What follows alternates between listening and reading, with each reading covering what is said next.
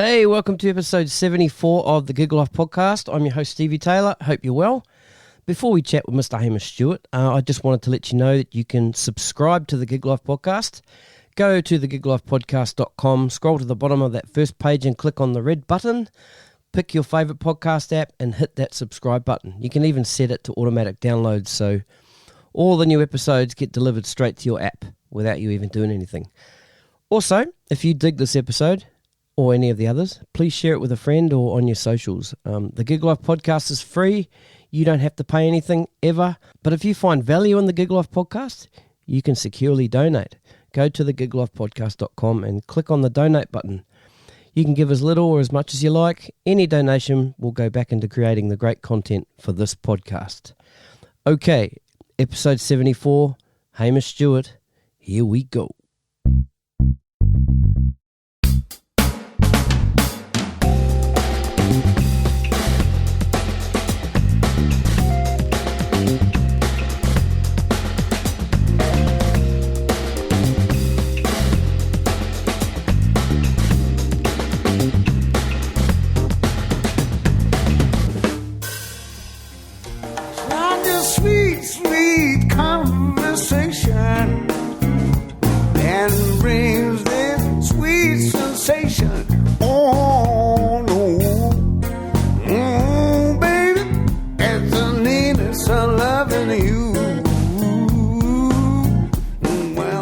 My guest today is Australian drumming legend Mr. Hamish Stuart. Born and raised in Sydney, Hamo had the idea very early on that if he could just play drums and make a living, survive as a musician, then that's what he wanted. Hamish has gone on to play with Ayers Rock, Marcia, Hines, Billy Fields, Doug Parkinson, Barry Leef, Jackie Orszaczky, Mike Nock, The Catholics, Lucie, Thorne, Jade MacRae, Don Walker, and many, many more. Known for his musicality, his versatility, reliability, his wit and deliver, the hang, and always beautiful sounding drums, it's pretty clear that this is why he's been able to survive as a musician for as long as he has. In this chat, we talk about his life, his experiences as a working musician in Australia, and of course we talk a little bit about drums. Hamo tells some great stories too, except for the one that he forgets. But we had a special guest fill in the blanks on that one. Hamish made me laugh a lot, but we got pretty serious too. He cooked me a mean vegan dinner, and after spending just those few hours with Hamish, I walked away feeling a lot wiser. Ladies and gentlemen, please open up your ears and let in some of the life and times of Mr. Hamish Stuart. Cheers.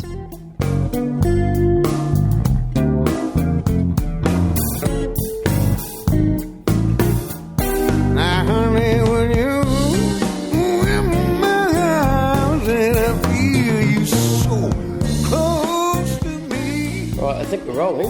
Okay. Hamish Stuart. Welcome to the Gig Life podcast. Lovely, mate. Great to be here. How you doing? Very good. You guys are halfway through a bit of a detox at the moment. No coffee. Yeah, no coffee. No, you'll have to keep me awake. No, you're right. I had to peel you off the wall when I walked in there. No. Yeah. No, we're having a February off. Everything: coffee, food, water. Yep. No alcohol, no meat, no dairy, no coffee is the hardest thing. Yep. We've decided today. Yeah. Yep. Halfway in. Yeah, halfway in. Yep. Halfway to go. Mm. I mean, I've had, I had years of sobriety and things like that in the past, but this little month is always tricky in the middle of a sea of good times. And right. Yeah. What brought it on? I think Em likes to do it once a year. Yep. Just to see if she can, I think. And she can. And so I do it with her because I think that's a good thing to do. Yeah, cool. Yeah. I could hardly be eating roast lamb out here while she's eating nuts and berries and, the aroma of strong coffee coming from the kitchen would drive anyone nuts. It's not really fair, is it? Yeah, not really. So we do it together. Yeah. Yeah. That's great, man. Yeah. How's the music scene been this first month and a half? Yeah, good. For me, it's been good. I start the year, so we sort of have a bit of a joke about this because we start the year doing these Beatles shows we've been doing for almost 10 years now, they say, at the Opera House. So we do, this year we did the 1st, 2nd and 3rd of January, and it's one of those gigs that's backlined and, you know, it's with an orchestra and stars and this whole sort of deal. And I get the ferry over from Manly with a backpack and, you know, 3 drumsticks and a set of brushes. Yeah, big lug. Yeah, and to the Opera House Concert Hall, and I do those 3 nights, and it's really great, and it's usually sold out, and it's fun. It's a great band, Rex Go, and Paul Burton, Tony Mitchell, bass player. It's a great, fabulous band. Glenn Cunningham, Rob Wolford, goes on and on. But then it's like, you know, the next night I'm schlepping drums upstairs or something, you know, in some gig that you don't want to know about. Yeah. So, but anyway, it's a great start to the year. It's a fun start, and it's always great seeing everyone, and so January's been great.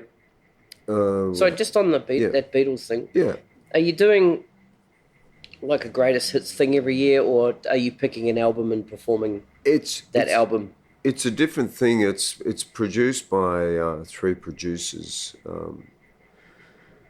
that have kind of okay. Can we cut for a sec? Yeah. That's all good. I always forget to turn my phone off. Be talking away and ding or brrrt or it's hard to mix that stuff out. Even with my noise gate skills. But I think there's a few on a couple of sessions I've done. I hear it and I go, that's definitely not a triangle. Yeah. Or have you ever heard that, you know, I don't think it happens so much now with these phones, but the older phones used to get like this, it's like a transmitting noise. Yeah. And it's like a buzz type thing. I think so. Yeah. That would go to tape or go to digital. Yes. Yeah. They go, everyone's phone's off. I go, I'm not turning my phone off. Don't you know who I am? What's that sound? Don't you know who I am? I'm turning my phone off. I'm not turning my phone off. You've got to be kidding. I might get a gig better than this one. Yeah. Okay. Yeah, sorry, you continue. Oh, are we rolling? Still going? Yep. I'll probably keep all this too. It's funny. Oh, yeah, why not? It's funny. This is the good shit.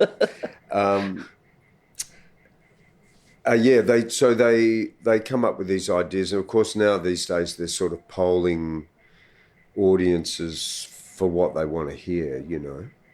So, which, I mean, to me, I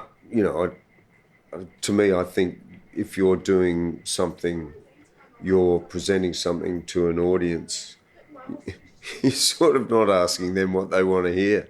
You know, to me it seems weird. But anyway, that's how they don't do it totally like that. They have a concept. Like we do the White Album, for instance. We do the whole White Album from beginning to end. And it's actually really great fun. And, you know, we don't wear the outfits and we're not trying to be the Beatles, but we do play the music with respect. The solos, the guitar things are all note for note. Oh, wow. You know, like, because Paul Burton and Rex Go play the guitars, and they you know, they go, oh, you know, George used this guitar, you know, so I have this guitar. You know, it's everyone's opportunity to roll out their gear, you know.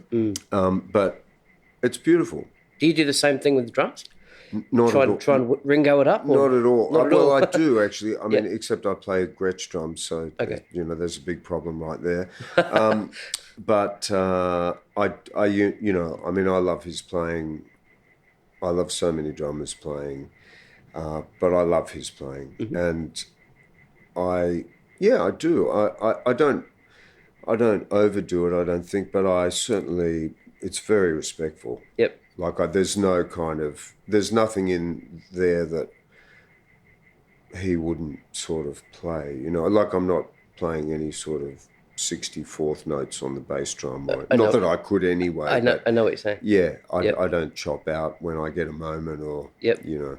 Have you seen that there's a video, and I'll try and find it and I'll put it in the show notes of this. It's Ringo being interviewed by somebody. I think he's a guitar player, and he's being asked about how he plays Come Together. I've seen it. Yeah. And I've played it wrong all the time. Oh, right. Okay. Yeah. I'm one of the guys that have played it incorrectly all the time. Right, so you go right, left, front, left, right, left. Yeah, instead of the left. And what's really weird, well, I don't know so much the sticking because it's I think he says he starts with his left hand. Yeah. On the floor tom. Yeah, and comes up, right? Yeah. Well, I've always thought it's been going down. Yeah. That the roll goes from the top to the bottom, but it goes from the bottom to the top. And the other funny thing is that I'm left-handed and I play right-handed. Oh, right. Which is a whole other story. But so I'm in the same boat as him. And I've often had trouble because I start things with my left I start things with my left hand that I can't finish, but I mean I start things with my left hand quite a bit. As a kid, just playing the drums, I would start fills with my left hand and my right hand. Mm-hmm. And so it got me in a bit of trouble here and there just with sort of like, well, what, you have to make a decision somewhere, or now I've sort of come to terms with playing ideas that I want to play in anyhow I can get them out, so it's not so much a problem. But there were collisions in the old days, when I was trying to do things so-called correctly, in terms of sticking and things like that, things that I'd seen other people do, that I would hear a way of playing them that would incorporate starting with my left hand, for instance. Right. Whereas when you see them on a video, you go, he plays like that, leads with his right. Naturally, he's right-handed. Right. But for me, and so there's this kind of... in yourself. I was going to ask you, who was looking over your shoulder saying, hey? No, internally, for me, it's my internal sort of, judge going... That little other Hamish on your other shoulder going, come on, mate. That's good. No, that's bad. That's bad. That's really bad. Yeah. No, that's good. Oh, come on, man. Yeah. Well, while we're on that then, so... you're a left-handed drummer, you play right-handed and you play with your right hand playing your hi-hat. Yeah. Right. So why did you not just go with playing completely left-handed, or was there nobody doing it? Well, hard to get a kit. I had never seen a left-handed drum. I'd never seen anyone set up left-handed. Oh, right. And I mentioned to you before that we'd probably... I'd be chatting about my brother John because he's 8 years older than me and he's a musician, and he introduced me to sort of basically everything when I was a child, musically speaking, and I just had no idea that the hi-hat was on the other side and it was set up the other way if you're left-handed. And none of the album covers seemed to have left-handed drummers on them that you didn't see many drum kits in those days. We're talking about late 60s and so, and when I actually had a couple of formal lessons from a guy called Jackie Dugan, who was a Scottish drummer who'd moved out here, and I think his nickname was the Drunken Scotsman. He was a co-owner of Drum City and City Road with Derek Fairbrass, or he used to work there. I'm not sure if he actually was a co-owner, but he was there a lot, and he taught out of there. And he was a incredible kind of big band drummer and from the UK, and had made a big name there, probably as a drinker as well as a drummer. And which may have had something to do with why I was living in Australia, but I'm not sure. But I remember a cold, rainy winter night getting off the bus at City Road and buzzing the buzzer of Drum City, and him coming to the door and opening the door and leaning down to me, and I think I was probably still in my school uniform or something, and he went, "You must be Hamish," and he almost burnt my eyebrows off with this sort of alcohol kind of, not to be, I I don't mean to be unkind or I know disrespectful, because he was an incredible... But as a child, you know, it was like, my God, you know, you must be Mr. Dugan, sir. Anyway, we went in and he taught on practice pads, and they were all set up right-handed, and I just, like, so it was right-handed. Right. Everything was right-handed, so I just played right-handed. And then I played in bands. Luckily at school, I had a couple of friends, and we played, you know, Hendrix and all the things that we loved and things that we were learning, and James Taylor and the Beatles and you name it, whatever was happening before one of them started writing original music, which was probably pretty awful, but introduced us to time signatures and stuff like that. Yep. But then I remember seeing someone somewhere with a bunch of us, and the guy on stage was set up left-handed. And as a juvenile schoolboy, I nudged my friends and went, no, you know, like, what's wrong with him? He's got his drums all set up the wrong way. And someone said, he's left-handed. And I went, he's what? You know, you're kidding. So Mr. Smarty Pants, you know, dissolved into the floor at that point. I was just like, you're absolutely joking.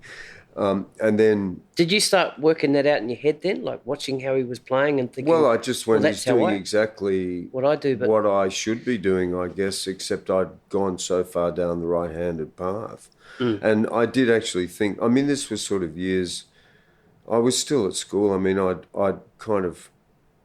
was playing all the time.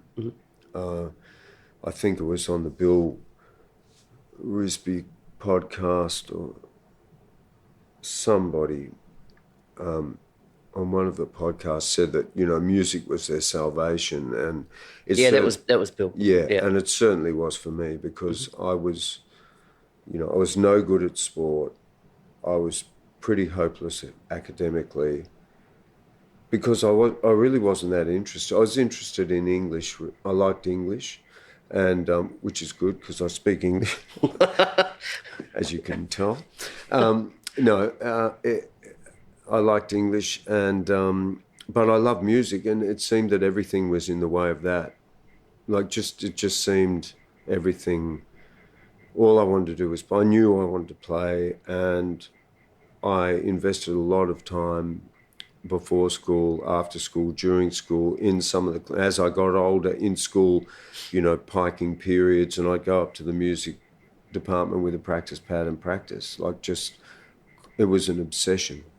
And it was also for me a thing like, I can't do anything else. And hopefully this will work. You know, hopefully this music thing will be a way for me to exist in the world. I mean, I really needed it. I don't know if I mentioned, I'm dyslexic as well, so it was kind of, you know, it was troublesome. And it was also a great way to meet girls, you know, like playing music and, you know, and I had friends, I had a group of friends, and, you know, it was social, and it was actually a very important part. So by the time I realised that I'd shot off down the path on the wrong side of the drum kit, you know, I'd already been practising a lot and leading with my right hand and all this sort of, you know, come across Elvin Jones by this stage, so I'm sort of listening to jazz music, so I'm playing the ride beat with my right hand. You know, it was all happening that way. And I you know, came across... Billy Cobham, who was one of the first sort of ambidextrous guys around that we heard about, and I investigated that, but that was all too much for my brain. You know, it was just like, I just want to play, you know, I'm just playing the drums, let's just stay the way we are. And now, probably in the last, I don't know, probably quite a while actually, I've been utilising more left-hand stuff more consciously, rather than it being I should be doing it this way or I should be doing it that way. It's more like however I can do it is how I'm going to do it.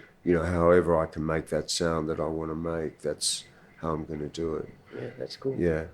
Now, can we go right back now? Because I think. Sure. Now, where were you born? I was born here in Sydney. Yep. Yeah. All the way through. I've lived here. And your brother's musical? Yeah. The rest of your family? Yeah. My dad was a businessman, successful businessman, and my mum was a photographer, and she stopped all that once she got married. It was back in the sort of Victorian age when women did, a lot of women didn't work once they were married to the breadwinner, and all that sort of thing was going on. And so she stopped all that and raised 3 children. And my brother, who was very, very good academically, he could have been a doctor or a lawyer, but he took up the guitar. And I know that my father was expecting him to be, it's this guy too. We've got them everywhere. It's all good.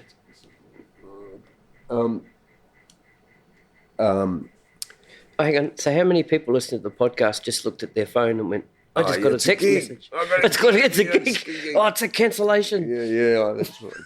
Yeah. No, that's my gig. Yeah. It's my gig. So, yeah, Dad, when John decided he wanted to be a musician, he was like, oh, my God, I can't believe it, because he couldn't help him.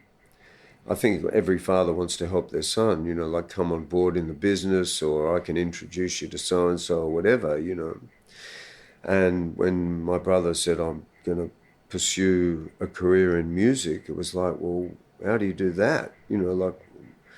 And then some years later, his other son says the same thing. It's like, what are you guys ganging up on me or something? And I do remember him saying, it's funny, these things that, I think Bill said it too as well. These pivotal points in your life where somebody says one thing, just one. It can be negative or positive, and you carry it with you forever. Yep. It impacts on your reality, on the way you, let alone on the way you deal with yourself, but it also impacts externally on the way you are with other people. But I remember my father saying, well, I don't know anything about it, Hamish, but if you're going to be a musician, then you better be a bloody good one. And that's all he could say. That goes for anything, I guess, really. And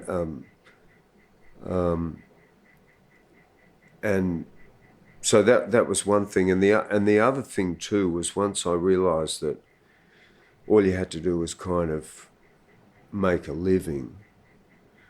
All you had to do was make a living. Well, it seemed easy when you're, 17, because you're living at home, and the fridge is always full. But when I realised that it's about making a living, my sights were set fairly low. It wasn't like I wanted to be the greatest drummer in the world. I just wanted to make a living playing music. If I could survive as a musician, that's what I wanted. I wanted to be able to do that. So why drums? Well, that's a good question, actually. I have vivid memories of standing on the fireplace hearth, strumming a tennis racket, 5 inches above the floor on the little hearth of the fireplace, along to kind of Beatle music and probably Burt Bacharach, because my parents were into Burt Bacharach as well, as I am as well. And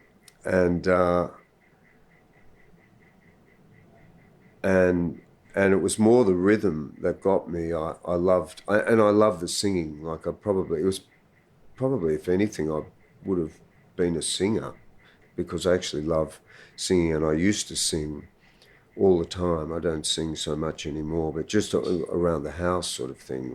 I would sing all the time. and love songs. I just love songs. I love singers. I love songwriters. I love a great song. And but my brother used to rehearse his bands, and he went through jug band music, blues, R&B, jazz, and then he was gone. And that was over a period of about sort of 5 years or something. He'd sort of have this kind. He was still at school. He had a jug band with a jug, you know, and they'd play all this kind of weird hillbilly stuff, and there was T-box bass and all this thing. And I still remember songs from them, and I still love that. You know, when I hear those old things like, what is it? If you're the Viper, there's some jug band tune, and I hear those things, and they just make me laugh, and they feel great, and they played great because, you know, these people it was their life, you know, they played it great, so totally committed to that, and I loved it. But any time there was drums, I could see that the energy was coming from there, and I couldn't pick up when they had a break and they'd all go out and smoke a joint or something. I couldn't pick up a guitar and play a G minor 7, but I could go behind the drums and whack a cymbal. And I mean, I was a little boy back then, and if you can believe it, and I would try and imitate what they did, what the drummers did. And I think I must have had something going on, because they would then go, oh, you know, hold the sticks like this and do that. And, oh, look, he's doing it, you know. So I got encouragement, which every child wants, you know. And so, yeah, I think that was the main influence. Just the drums is where it's all going on. You know, when you're a kid, it's like, that's the thing that makes the noise and makes the energy and makes them dance. In the end, I mean, that was the thing for me. It was like, you know, you got out on a gig and you played and they start dancing, and you just lean in a bit tougher and they dance a bit harder. It's like, man, you got these people in the pocket. It's going, you know, it's great. It's just the best feeling. Yeah. That's cool. Who was your first drum teacher? Or was it the guy at the Drum City? Jackie was the first guy. I mean, he introduced me to more whiskey. No, he introduced me to, you know, just very, very basic, you know, quarter notes, eighths, triplets and 16th notes, and a few, you know, single strokes and double strokes and stuff like that. And I think I literally only had a few lessons with him. But then I had some lessons. I had about 9 months of lessons with a guy called Barry Woods.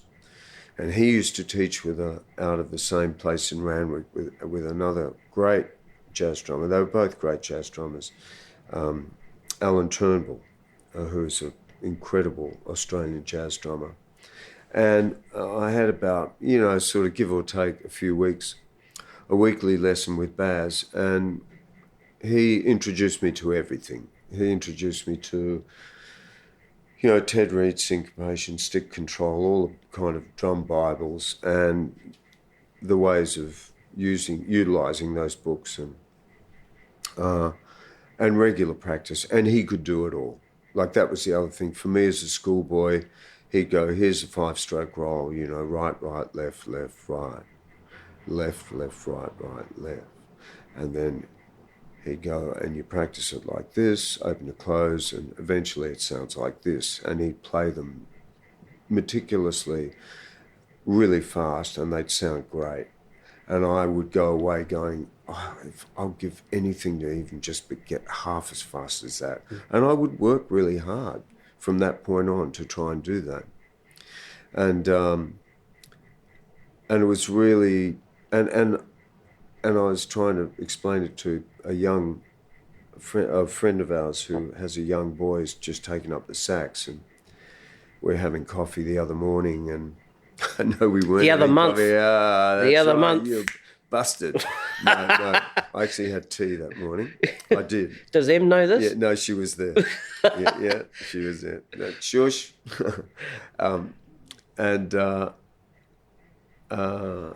Young Jet How old's Jade, Em? 8, okay. 8. So, thank you, darling. So he's 8 and he's playing the saxophone. And he's a really great little kid. But he had his, electronic game there at the cafe. And so I said, how's it going, And he was like, he's a bit sheepish. And I thought, it's the practice, And I said to him,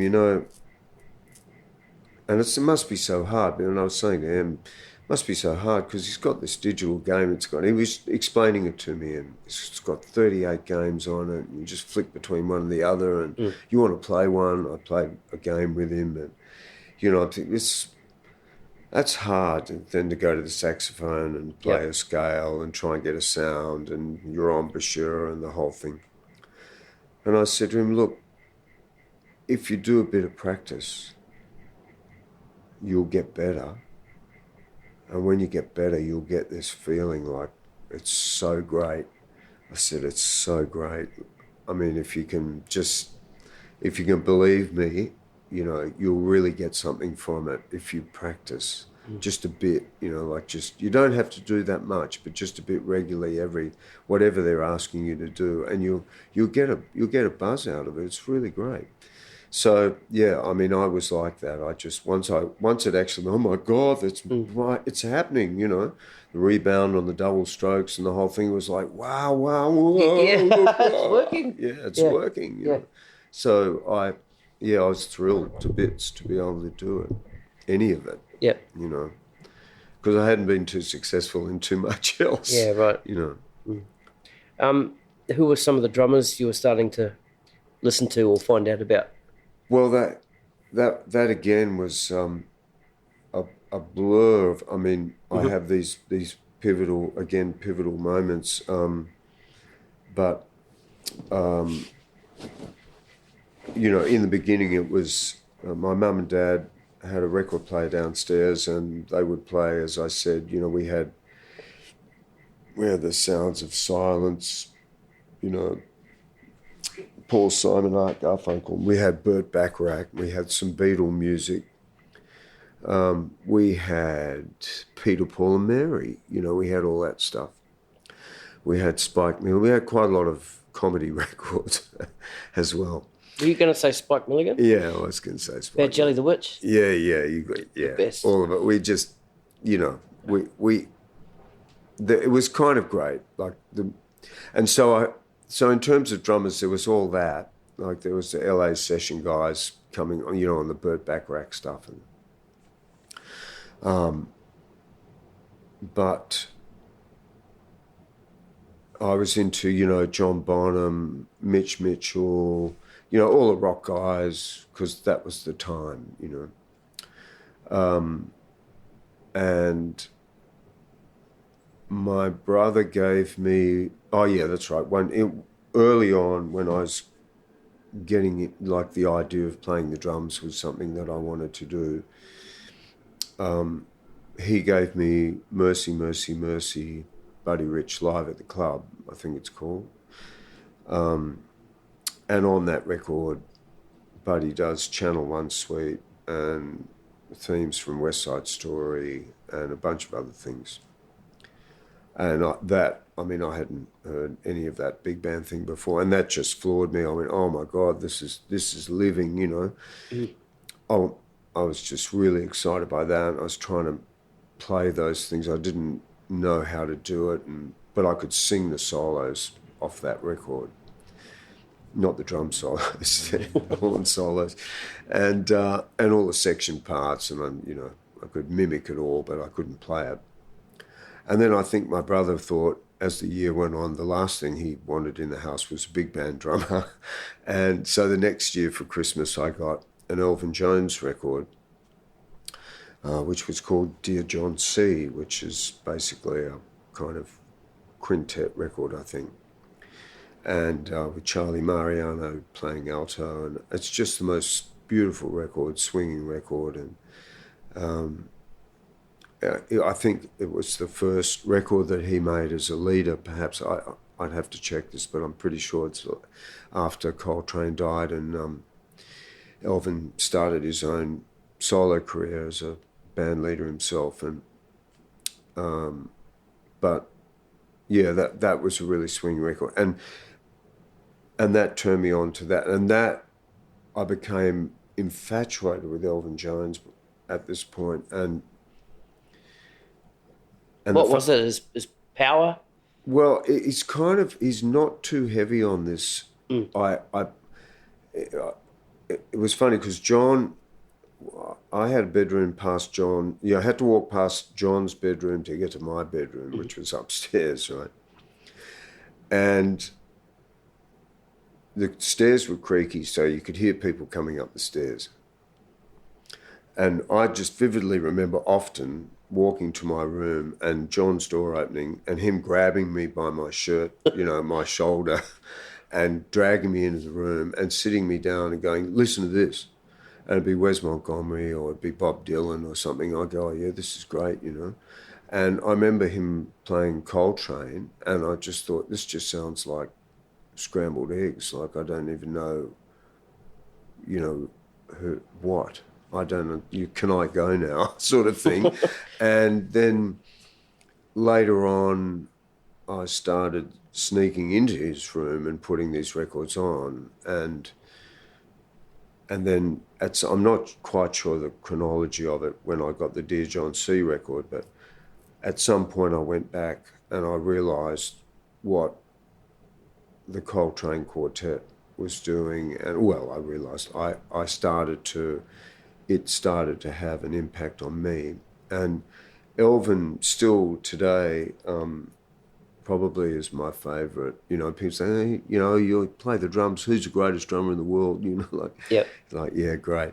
But if I had to probably listen to nothing else, I'd be quite happy to just listen to Elvin, because and I got to see him too, which was amazing. As a young kid, we went to visit my brother, who'd since gone to London, and we went to visit him. My father retired, and we did this family holiday to England, and it was Elvin's 50th or 50-something birthday, and he had a week at Ronnie Scott's, and I went 4 nights in a row, and it was, it was life-changing, just totally about, I thought I was going to get the big drum lesson. I thought I was going to get, you hold the stick so far back, there's this much meat on the stick, your index, your thumbs open, you've got this much gap here, you've got these fingers here, by the 9th bar of the first tune, he was playing, the sticks were reversed, he was playing butt ends of the sticks, his arms were above his shoulders, like they don't even allow that in hockey, and it was thrilling. It was so heavy. It was amazing, and it was so passionate. Like the amount of passion and just interplay. It was just, for a young kid, it was too much. It was incredible. Also, I saw Miles on that trip as well, which was amazing. Oh, wow. Yeah, so I had these, and at that time too, he was going, right, Donny Hathaway live, Sly Stone, like he was just feeding me this stuff, And then we'd seen these live performances. I saw Weather Report, the heavy weather band, Pistorius, Alex Acuna. Oh, not Pete Erskine? No, it was actually the band. It was the heavy weather band. Right. And they were promoting that record. And then when we came back, they came out here, and it was the quartet with Pistorius and Peter Erskine. Right. And, Zonal and Wayne Shorter. And but I actually saw the heavy weather band in London. Wow. It was mind-blowing for me. Yeah. Totally. And you add, a big hash joint to that, it's like, for a kid, it was heaven, and so thrilling, and yeah, being introduced then to, I think I'd been scratching the surface back here with the sort of soul music and the R&B thing, but John was so far ahead of me, and he was so well tuned with it all. He was just able to go, right, here's 5 albums, you know, take these home with you. Put these in your suitcase, man. You know, like, it was just great. He was great. And, yeah, so yeah, that I was, to answer your question, who was I listening to? I mean, I was listening to kind of there were so many people in those bands, Cobham, Lenny White, you know, Gordon can actually tell the story of me first hearing Billy Cobham on In a Mounting Flame, because I've forgotten exactly how it goes, but you should ask Gordy to tell you that story. I must ask him to remind me of it, because it's actually quite funny. So Stevie's asked me to fill in the blanks of this story. Actually, Hamo, the story wasn't about the first time you heard Billy Cobham, although Billy does feature in it. The story is actually about the first time you, or any Sydney drummer for that matter, typically encountered David Jones for the first time. And it was just a sort of off-the-cuff rave that Hamo got into, and it was so beautifully crafted and eloquent. And, I mean, I won't do it justice without Hamish's beautiful turn of phrase and delivery, but I'll do my best. So it sort of went something like this. After the dope smoke had cleared in the late 70s, you'd find yourself on the road with Doug Parkinson or someone like that, and you'd end up in Melbourne. You'd had a pretty good gig and you were feeling pretty good about yourself, but in reality, you were only just coming to terms with the fact that the In a Mounting Flame was just one drummer, when some of the local musos would take you out after your gig to see David Jones and Pyramid. So that's how the story goes, as far as I recall. Yeah, so there was lots of... And also then there was all the LA session guys. Like, that was the other thing. As I was growing up, it was... When I came back, when I finished school, it all happened. Like, the minute I got out of school, I was free. Yeah, it was like this incredible... it was like a bomb ticking. I just couldn't wait for this thing to blow up. It was like... And because there was... In Australia, there was this thing where you could leave in 4th year.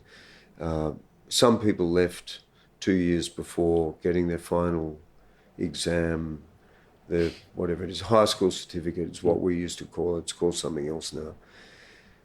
But there were guys that could leave in 4th year and sort of do a trade or whatever. And I thought, yeah, this could be my chance. But then everybody that was trying to say that was getting so much shit piled on them. I thought, I'm not going to do that. I'll wait this 2 years out. Yeah, right. And I'll practice my ass off. And that's what I did. I stayed there for the last 2 years, and I basically didn't do anything until someone came and got me, like, Mr. Smith wants to see you in maths now. I go, okay, I will come now. You know, otherwise I'll be up in the music department, like, practicing. Right. On this pad, you know. Yep. And so finally when I left school, it was just like, hallelujah, brother, you know, let the games begin. Or hopefully, you know, the phone will ring or something will happen. And because it was like 1977 or something, it did. You know, like, there was gigs around and there was stuff going on, and I was lucky. I mean, yeah, people go, it's not all luck, you know, you must have been talented. Yeah, I mean, I was dedicated. I was totally dedicated. If I couldn't do what you wanted me to do, I'd do my darndest to get it up to that level, or whatever it was they were trying to get happening and they wanted from me. I would walk across hot rocks to make that happen, you know. And yeah, so I mean, I got gigs pretty well straight away. Do you remember what your first one was? Yeah, well, that's funny too. I mean, I'm telling you all the funny stuff because it's more interesting. I got a call. There was a band called the Silver Studs, and they back in those days, you could. It's like Doug Parkinson did Dear Prudence out here, the tune Dear Prudence. I think it even came out before the White Album came out. You couldn't do that today. Or maybe you could, but there was definitely a period back there when you couldn't, and there was a period when you could. And these guys, the Silver Studs, they had done a version of Happy Days, you know, Monday, Tuesday, Happy Days. And they had put that out in Australia, and about a moment later, the show, Happy Days, started in Australia, Right. which gave them a number one more and top 10, or I don't know where it went, but it went to the top. And all of a sudden they had more work than they could poke a stick at. So I get a call from these people saying, you know, will you come on the road with the Silver Studs? And I was at that stage, I would say I was a jazz snob. And I said no. And it's probably the first and only time I've ever said no. And no, I have said no a couple of times, twice, I think. And I said no. Anyway, the next day the piano player rang me up, and he was someone I knew, I think. I think it's someone I think I can remember, but I'm not sure. And he rang me back the next day, and he said, "Listen, you're being really stupid. You know, like this is a job, playing in a band, like a professional musical job, and we're going on the road, like we're doing gigs in Melbourne. We're going, you know, like this would be good for you to do." And like a twit, I went, oh, I don't know about like a twit, but I said, oh, okay, I'll do it.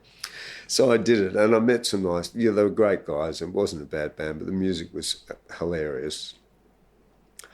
And I did a once round with those guys, and then sort of it disintegrated. And then I got a gig with Ayers Rock, which was like an Australian sort of fusion band, if you will, jazz rock band in those days. And I had followed a couple of other guys, but predominantly the guy that was the drummer in that band was Mark Kennedy.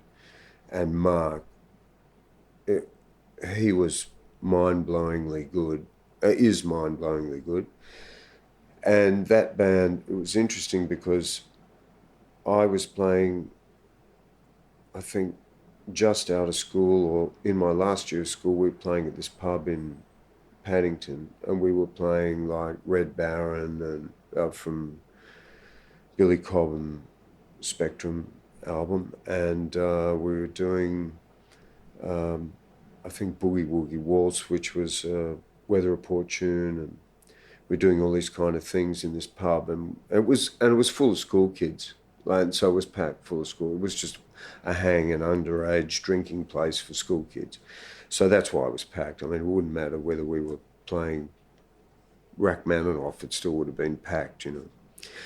But 3 suburbs away in Bondi Junction, Ayers Rock was playing the same. They were doing their own original music plus those 2 tunes in their set, and they were filling the same rooms that Split Ends were filling.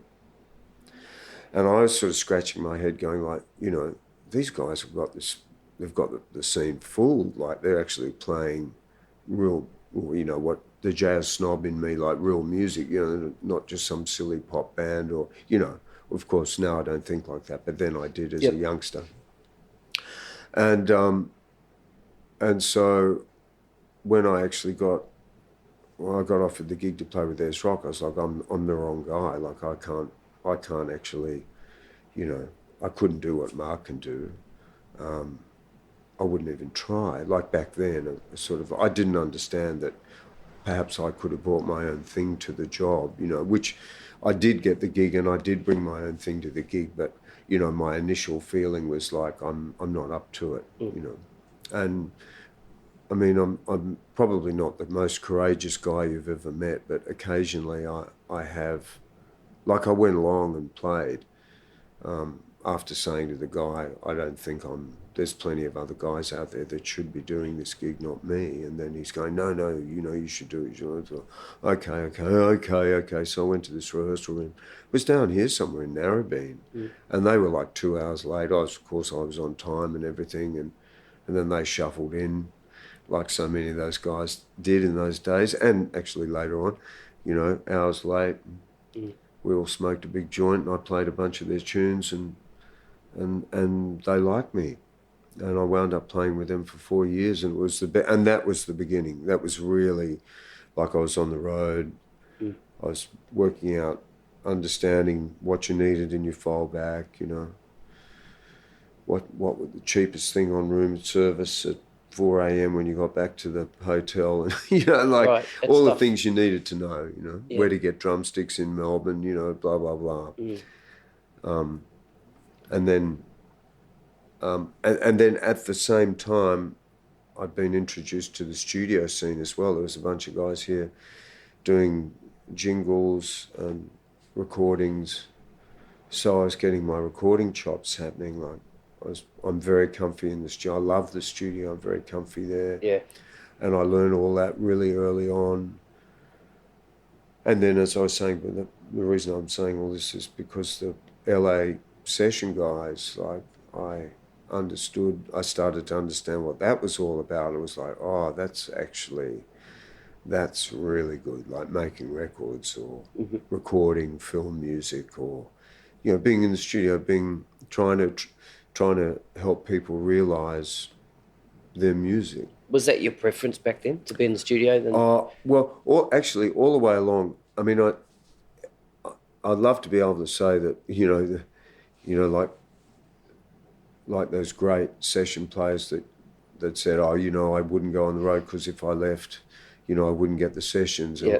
I don't think I was getting that many sessions, but okay. I mean, I was getting quite a few a week.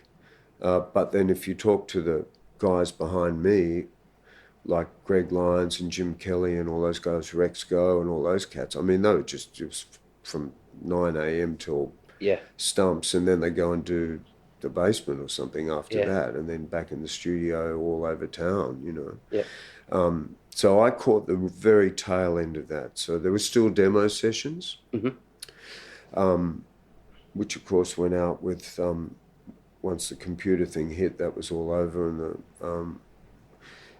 so you could do demo sessions, final sessions, people's albums, and there were heaps of jingles. You know, there were lots of that stuff had to be actually recorded. Yep. You know, by real people. Yep. And it was great. You know, it was really great, and like very funny and very Australian. Like just the scene was very like laconic, and there were some real.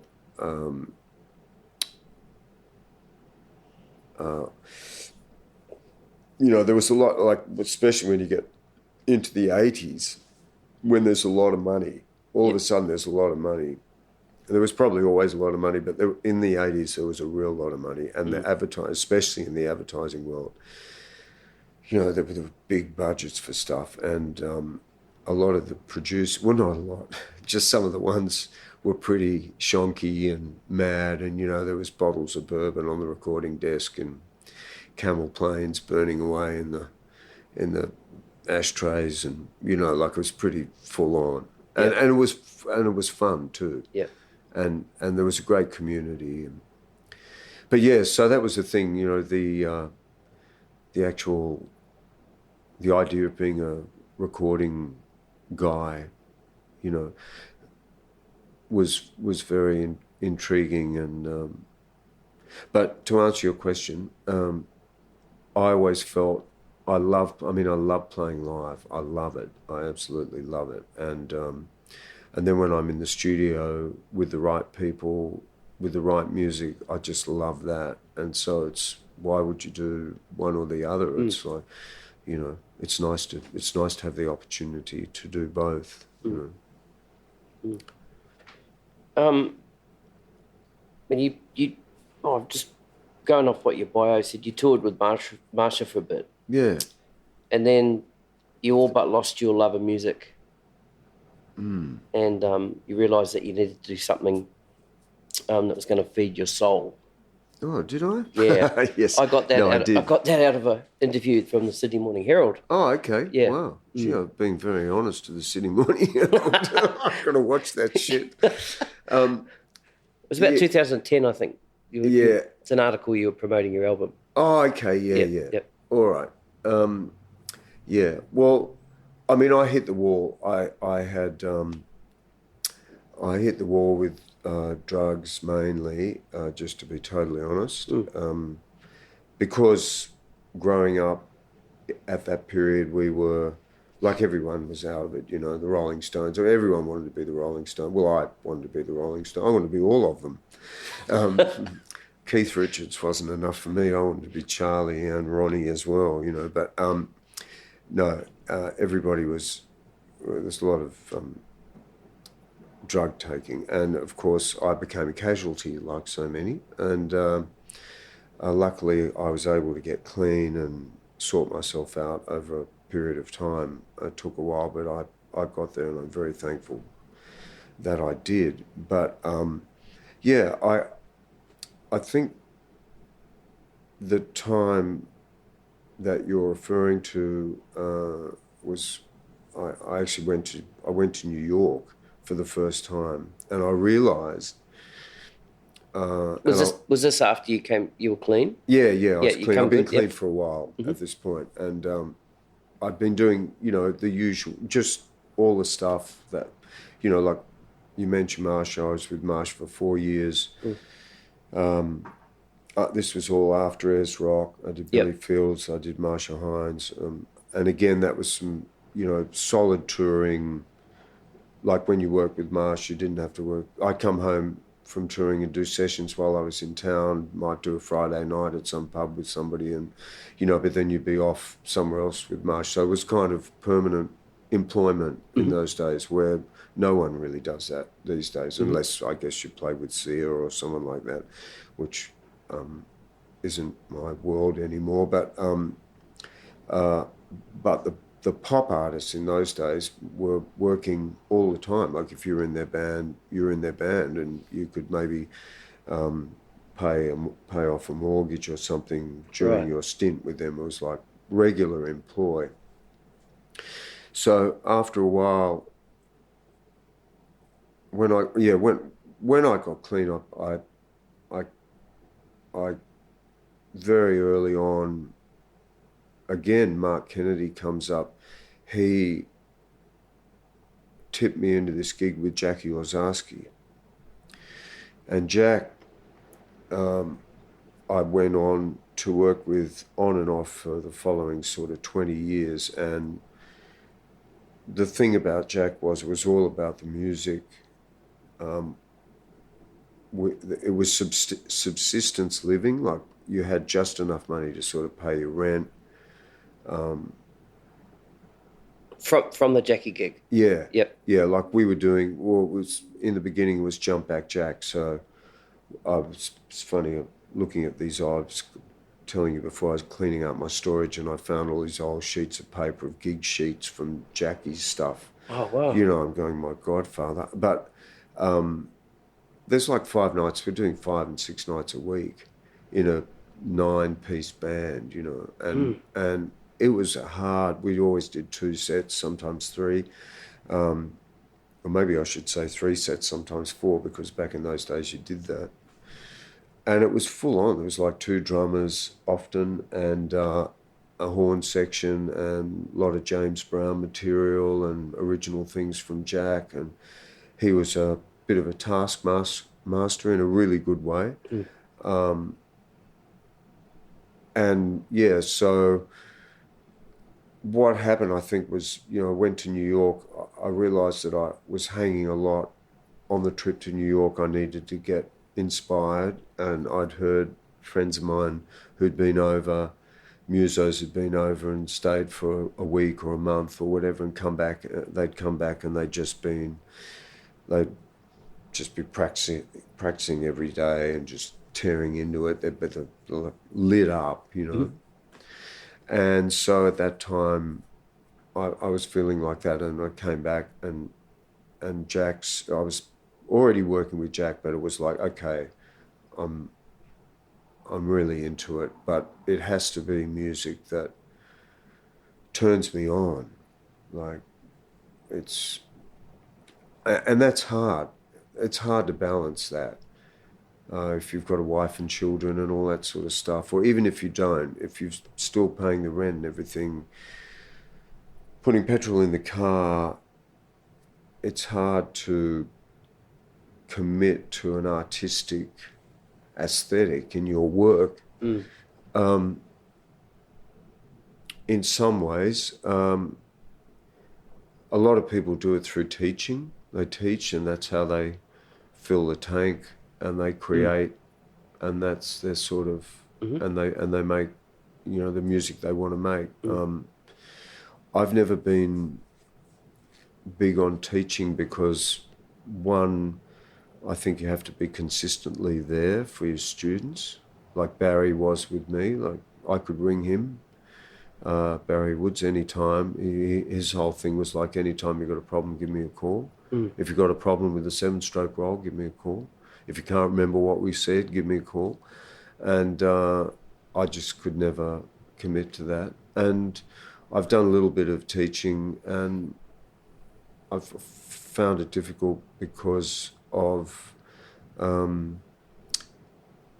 think, just the amount of passion that I had isn't really being exhibited that much in the kids today, and in the youngsters today. I mean, there's so, I mean, and kind of why should there? I mean, it would have to be a very special person to commit to an instrument, I think, these days in this world, unfortunately, because it's such an incredible thing to do. But there's so much stuff. Yeah.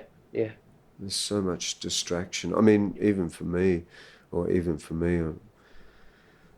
Em's constantly saying, get off the phone, you know, because I'm checking people's this or that, or my dates for that, or this, and I'm, you know. And somebody mentioned, I think it was the Mark Costa one, where he said it was the Mark Costa podcast, where he said it was pre-mobile phones. And I thought, yeah, you know, you get home in the afternoon from your rehearsal or your session, you check the answer machine and you ring everyone back.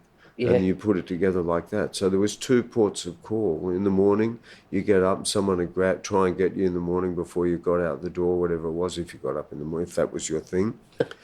And then, you know, there was the answer machine. And you know, in America, they had the, you know, thingo service of you. Service of the system. Where you'd ring the service, and the service would ring the guy because they thought he was at Atlantic Studios or Capitol. You know, they think he's there till 3, I'll call him there. You know, so-and-so wants you over here tomorrow, you know. Like, I mean, it was kind of a bit more reasonable, but now it's all just like, all the stuff's in the Dropbox, learn it by tomorrow and see you on the gig, you know. By the way, can you pick the bass player up? You know, it's like, wow. Yeah, it's hard. We did a guitarist roundtable a couple of months back. Peter Northcote was on that, and he was talking about, like, these days, he still prefers to get email because, you know, getting gigs via a text or or more so something like Messenger or Instagram or something like that. If someone doesn't sort of see that you've seen that message, then they'll go and ask somebody else. And because you haven't replied them, there's been times where you would go to a gig, it's double booked. Somebody else is there, like, you know. Yeah, well, I can get really messy. Yeah, totally. And the email thing's good too, because you can actually flick back and go, oh, it's 7:30 start, and, you know. Yeah, I think it's just the instantaneous nature of our world. You know, that people, you know, can expect to get a hold of you right now. Just going back to, you got yourself clean, gone to New York, and you're wanting to look for something that will feed your soul. Was there anything, like, because you know you've gone through whatever process you have to clean yourself up and whatever steps that's taken, was there like something in the back of your head saying, look, I don't want to go back to that because I was pretty shit back then, I was in a bad way, I don't want to go back there?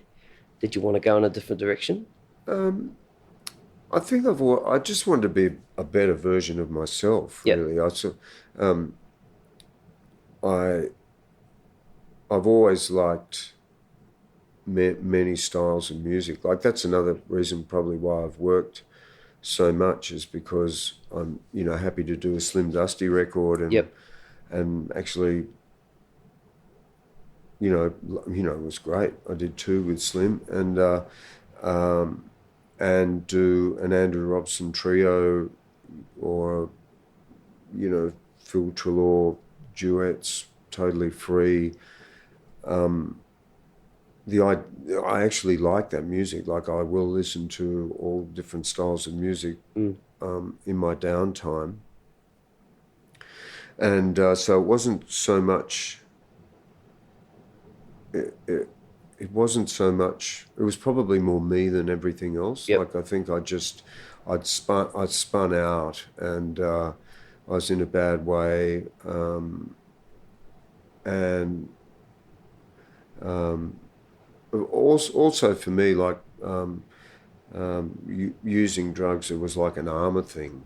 It was like wearing armor. Once you were on it, it was like I could pretty much do whatever was required of me, but to do it without the armor was quite tricky. So that was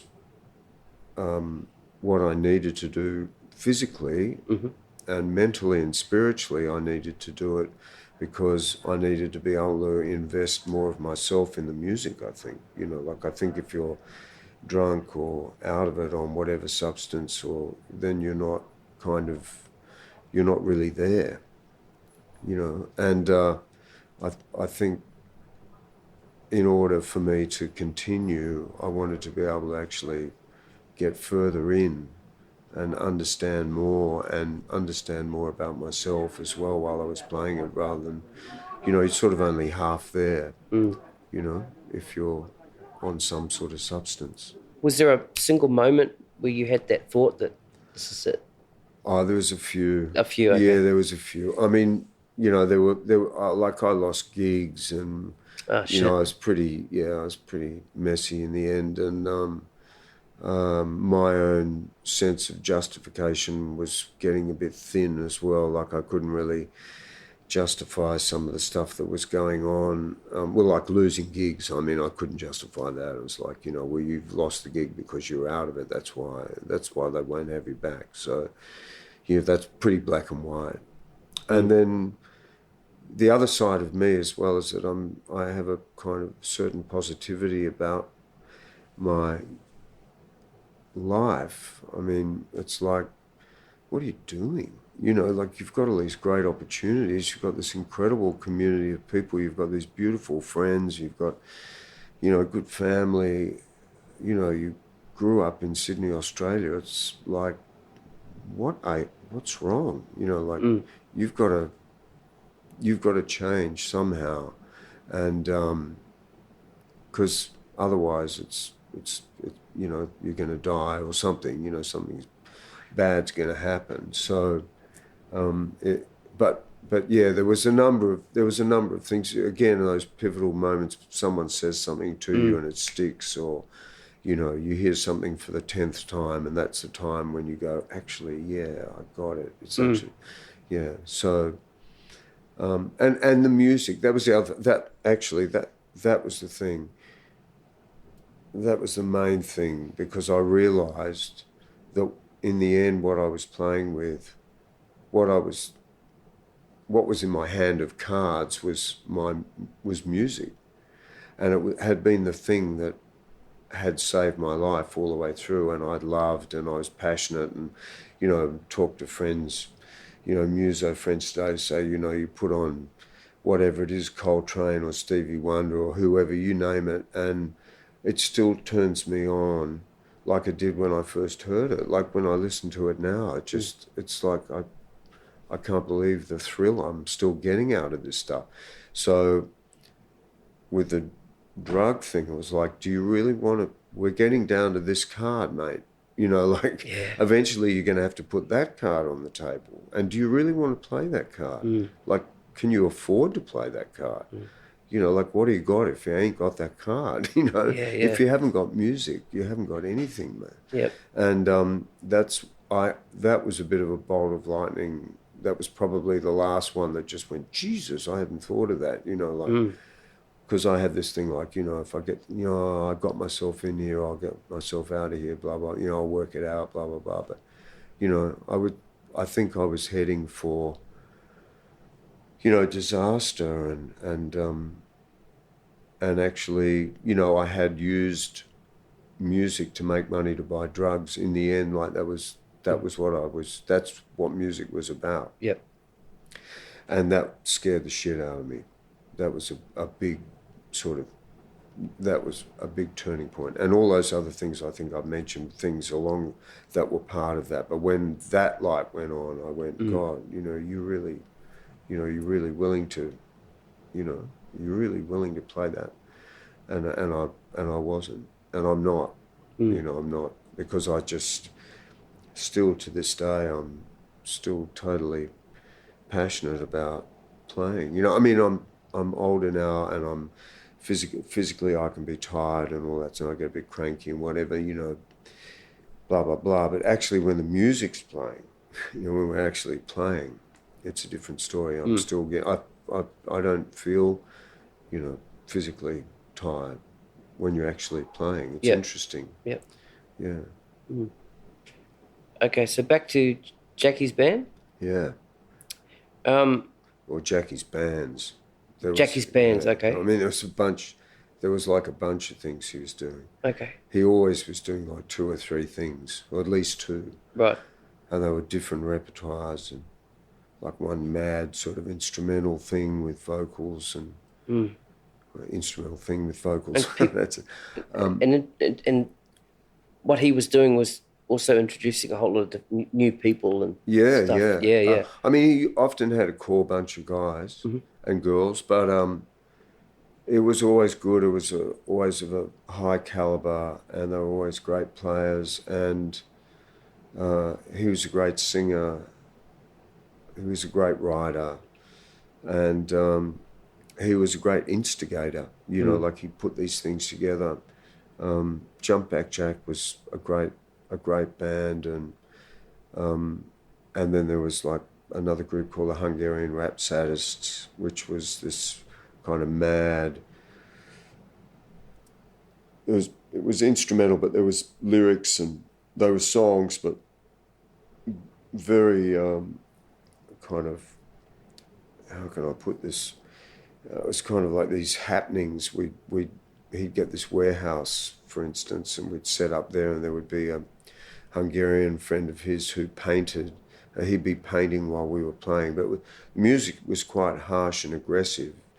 And I mean, it's just these bizarre scenes of Shandor, his name was, the artist, and he had a angle grinder. It'd be cutting through steel and sending these waves of sparks, in these. I mean, it could never happen today. You'd have the police be there in 1 minute, and it'd be just like, this is a fire prop. Like there's too many people in the room. Like, there's Sydney people having a good time. What's your OH&S plan? Yeah, exactly. Yeah. And I just remember trying to play this music that was quite difficult, and Jackie would be conducting the horns and stuff like that, and I looked down, and Shandor, who also had a caliper on one leg, and his English wasn't good. He was Hungarian. I mean, he's passed away, but I mean, he would laugh as well, like if he was here, because it was hilarious. And I remember looking down and these sort of sheets of sparks going every now and then him going back to the canvas and painting and all, and then throwing the canvas on the ground and putting another canvas up, and people singing and horns playing solos and shrieking music and stuff happening. And was this to an audience? With live audience. Right, okay. Yeah, and so like the stage is he's sort of on the stage, off the stage, and then I look down and he is rolling around with this woman on the ground who's obviously perhaps she's half quarter light or something, from the sparks, or paint's been spattered on her or something, and they're having this like physical sort of fight almost. Right. And it was just, I mean, that's just one moment. Right. And I mean, and then there were great kind of musical moments where Jack would just blow you away with his playing, his bass playing, singing. Like we used to do What Is Hip, Tower of Power, and he'd sing and sing doing the and play the Anyway, and I'm singing Teen Town, so that's not a good idea. But anyway, What Is Hip? So there were that was all trying to work out the stickings of David Garibaldi before the book came out. Like Thanks a Lot, and 2 drummers in Jump Act Jake. So that was great. Who was the other drummers? There was in the beginning it was Phil Campbell, who's a great drummer. I think there was a band called the Electric Pandas, and I think he was in that band. But he was quite. He was a very schooled drummer, and we got on like a house on fire. And I think we were good together, and I had also, I must mention Greg Henson, who's a great drummer. And when I was with Marcia, he was with John English, and we did a lot of double drums together. So, and it's quite a thing. Like 2 drummers it can be an absolute recipe for disaster, and it takes a lot of humility and a lot of respect for each guy to pull it off. And I did it the other night with Greg. The reason I bring Greg up is because he's someone you should definitely do a podcast. I saw some of those videos on your Instagram of Greg. Yeah, man, he's something else. He's another one who is from that. He's a little bit older than me, and he was one of those guys. Like he played in the original Superstar, and he did all those things. He'd be in the studio all day long and doing gigs and touring with different people, and he's played with a million people, and he's got stories. He's got a million stories, but he's a great guy. And so he was one of the first guys I played 2 kits with and worked out where the flams were happening and how to make that perhaps not happen so much, and how that works, and the intensity of both players and understanding what that is. And,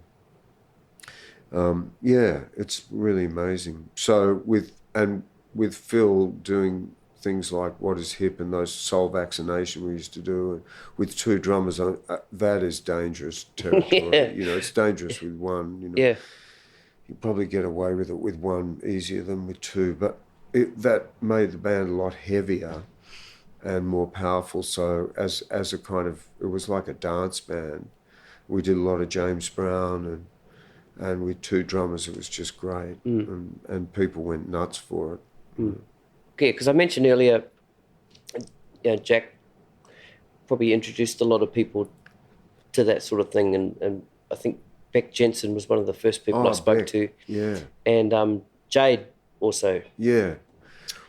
Well, they were all played in Jack's band. Yeah. Yeah. Doing backing singing and taking the lead, from time to time, and it was a great ground. It was a great. It was one of the last areas where people could go and sit in. Yeah, right. And and he would tolerate, if it was dreadful, he'd tolerate it, and you wouldn't get another go. And if he liked it, you'd come back next week. Yeah. And he was like that. It was great. And then we went on to do the Godmothers, and then finally, and I came and went a bit. I did Vince Jones with different people and went off and, tried to make a bit of money here and there and do things like that. And, but then I just get drawn back to it because it was actually home base for me. Yeah, right. And I do feel like I'm a sort of band guy as well, I much prefer being in a group of people that see each other regularly, and then you create that thing. You actually create a sound that's, I'm often, as we all are these days, brought into things that, happen briefly. Someone does a record, you do a rehearsal, you do 3 gigs, you don't do that again, you know, like, Yeah, right. especially in the jazz thing, you know, Right. someone does a bunch of music and you record it and then you do 3 gigs, maybe go down to Melbourne, do one night, and then nothing happens. It's quite sad. So to be in a group, a regular thing where it's the same rhythm section in particular, like people playing together, like Mark Costa mentioned Margaret Ehrlich. I mean, Mark and I played with Margaret for a number of years, you know, and Mark worked me with a stick pretty much, like, Right. because my memory's never been great and I didn't have charts or anything in those days. We just learnt the songs and he just looked around at me like this, you've been wondering when the bridge is, it's coming now, you know, like, and we got on like a house on fire, and it was great to play with him most nights of the week, you know. What do you call you? The famous Hamish? Yeah. There was a few names going around back in those days, which I don't think I can actually reveal. I must ring Mark. But it was lovely hearing his podcast today too, I must say. He's such a sweet cat and one hell of a bass player. I mean, that's something also today I was just thinking about, you know, I mean,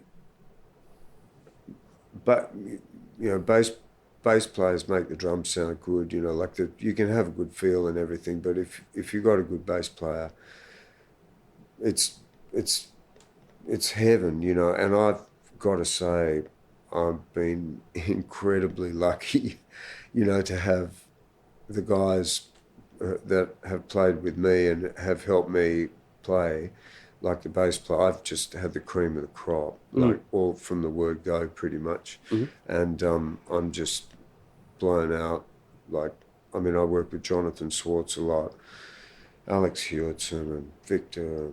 You know, I mean, I don't want to start because I'll leave everyone out. Yeah. And they're all, like, they're amazing, like these guys. And back in the day, like, there were guys like, you know, Phil Lawson, these guys going back to the 70s, and guys that I used to go and see. And Mark mentioned Doug Williams, so Doug was on a couple of tours with Marcia. Yep. And so I got to play with him for like months on end. You know, like, these guys are amazing, you know.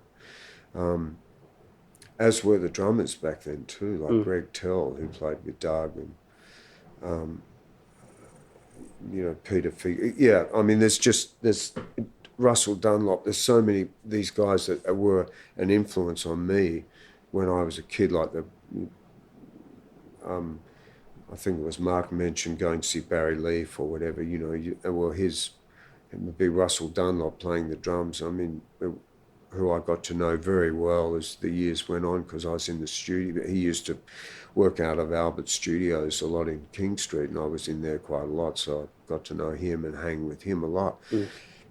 Now, he was just a great R&B drummer, like just killer backbeat, like meat and potatoes, just make it happen. No sort of, I don't feel like it tonight. It was like, man, every time, I just never heard him play anything I didn't want to stand up. You know, it just made me stand up, you know, just so, fuck, I've got to get closer to that. Yeah. That's just amazing. So, yeah, lots of those guys. But, yeah, the bass players, amazing. I've had an incredible run with bass players. Since we're talking about bass players, what's your approach to playing with a bass player? Okay. Do you understand that? What I mean by that question? Yeah, I think so. Yeah. Well, I'm of the school of the time fills an agreement, and then I just try and play the best time I can play on the day or night. So I try and play the most in time. I do my best. Yep. You know, if someone says, you know, maybe we should lay this back or whatever, I'm a bit dubious of that stuff. I think often if the drum, if you want it to be slower, that's a different thing. If like beats per minute slower, and I'm not talking about playing with a click, although that could be the case, but say if we're using a click to reference a tempo and putting something down about 90 beats per minute or 120, whatever it is, and someone said, we all sit back on it. Well, I think, but I think the drums need to kind of, and even just saying that is enough without me trying to go, I'm going to have to try and move my backbeat back a bit, but not, get a wobble on or something, like in terms, like a dip in, a verse slowing down or something coming in, of course.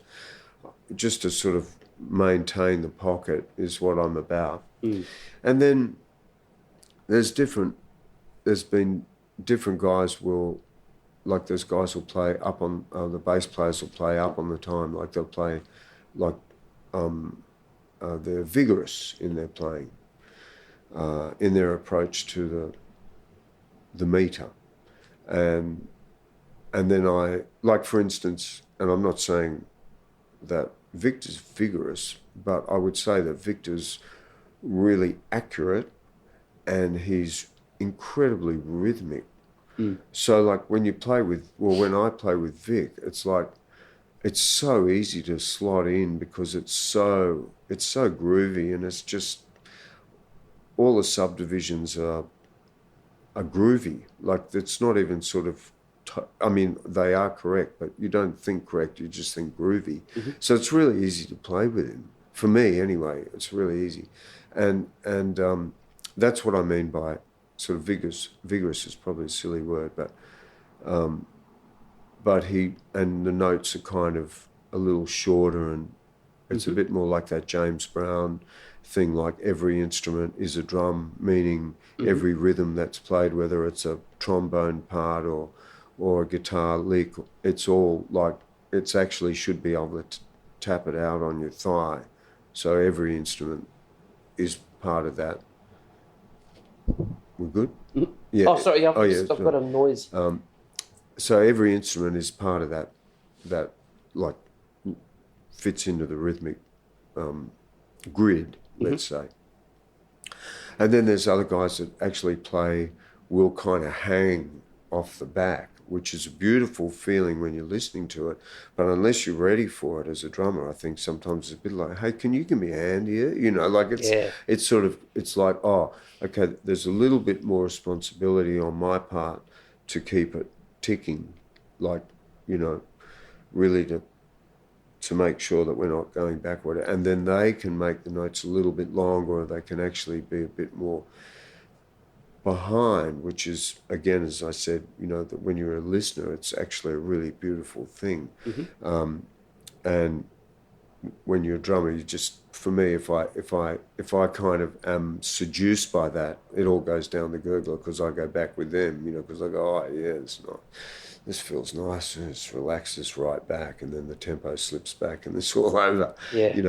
So, and that happens a lot. I've only that to me is like I've noticed in like playing jazz ballads with brushes, for instance.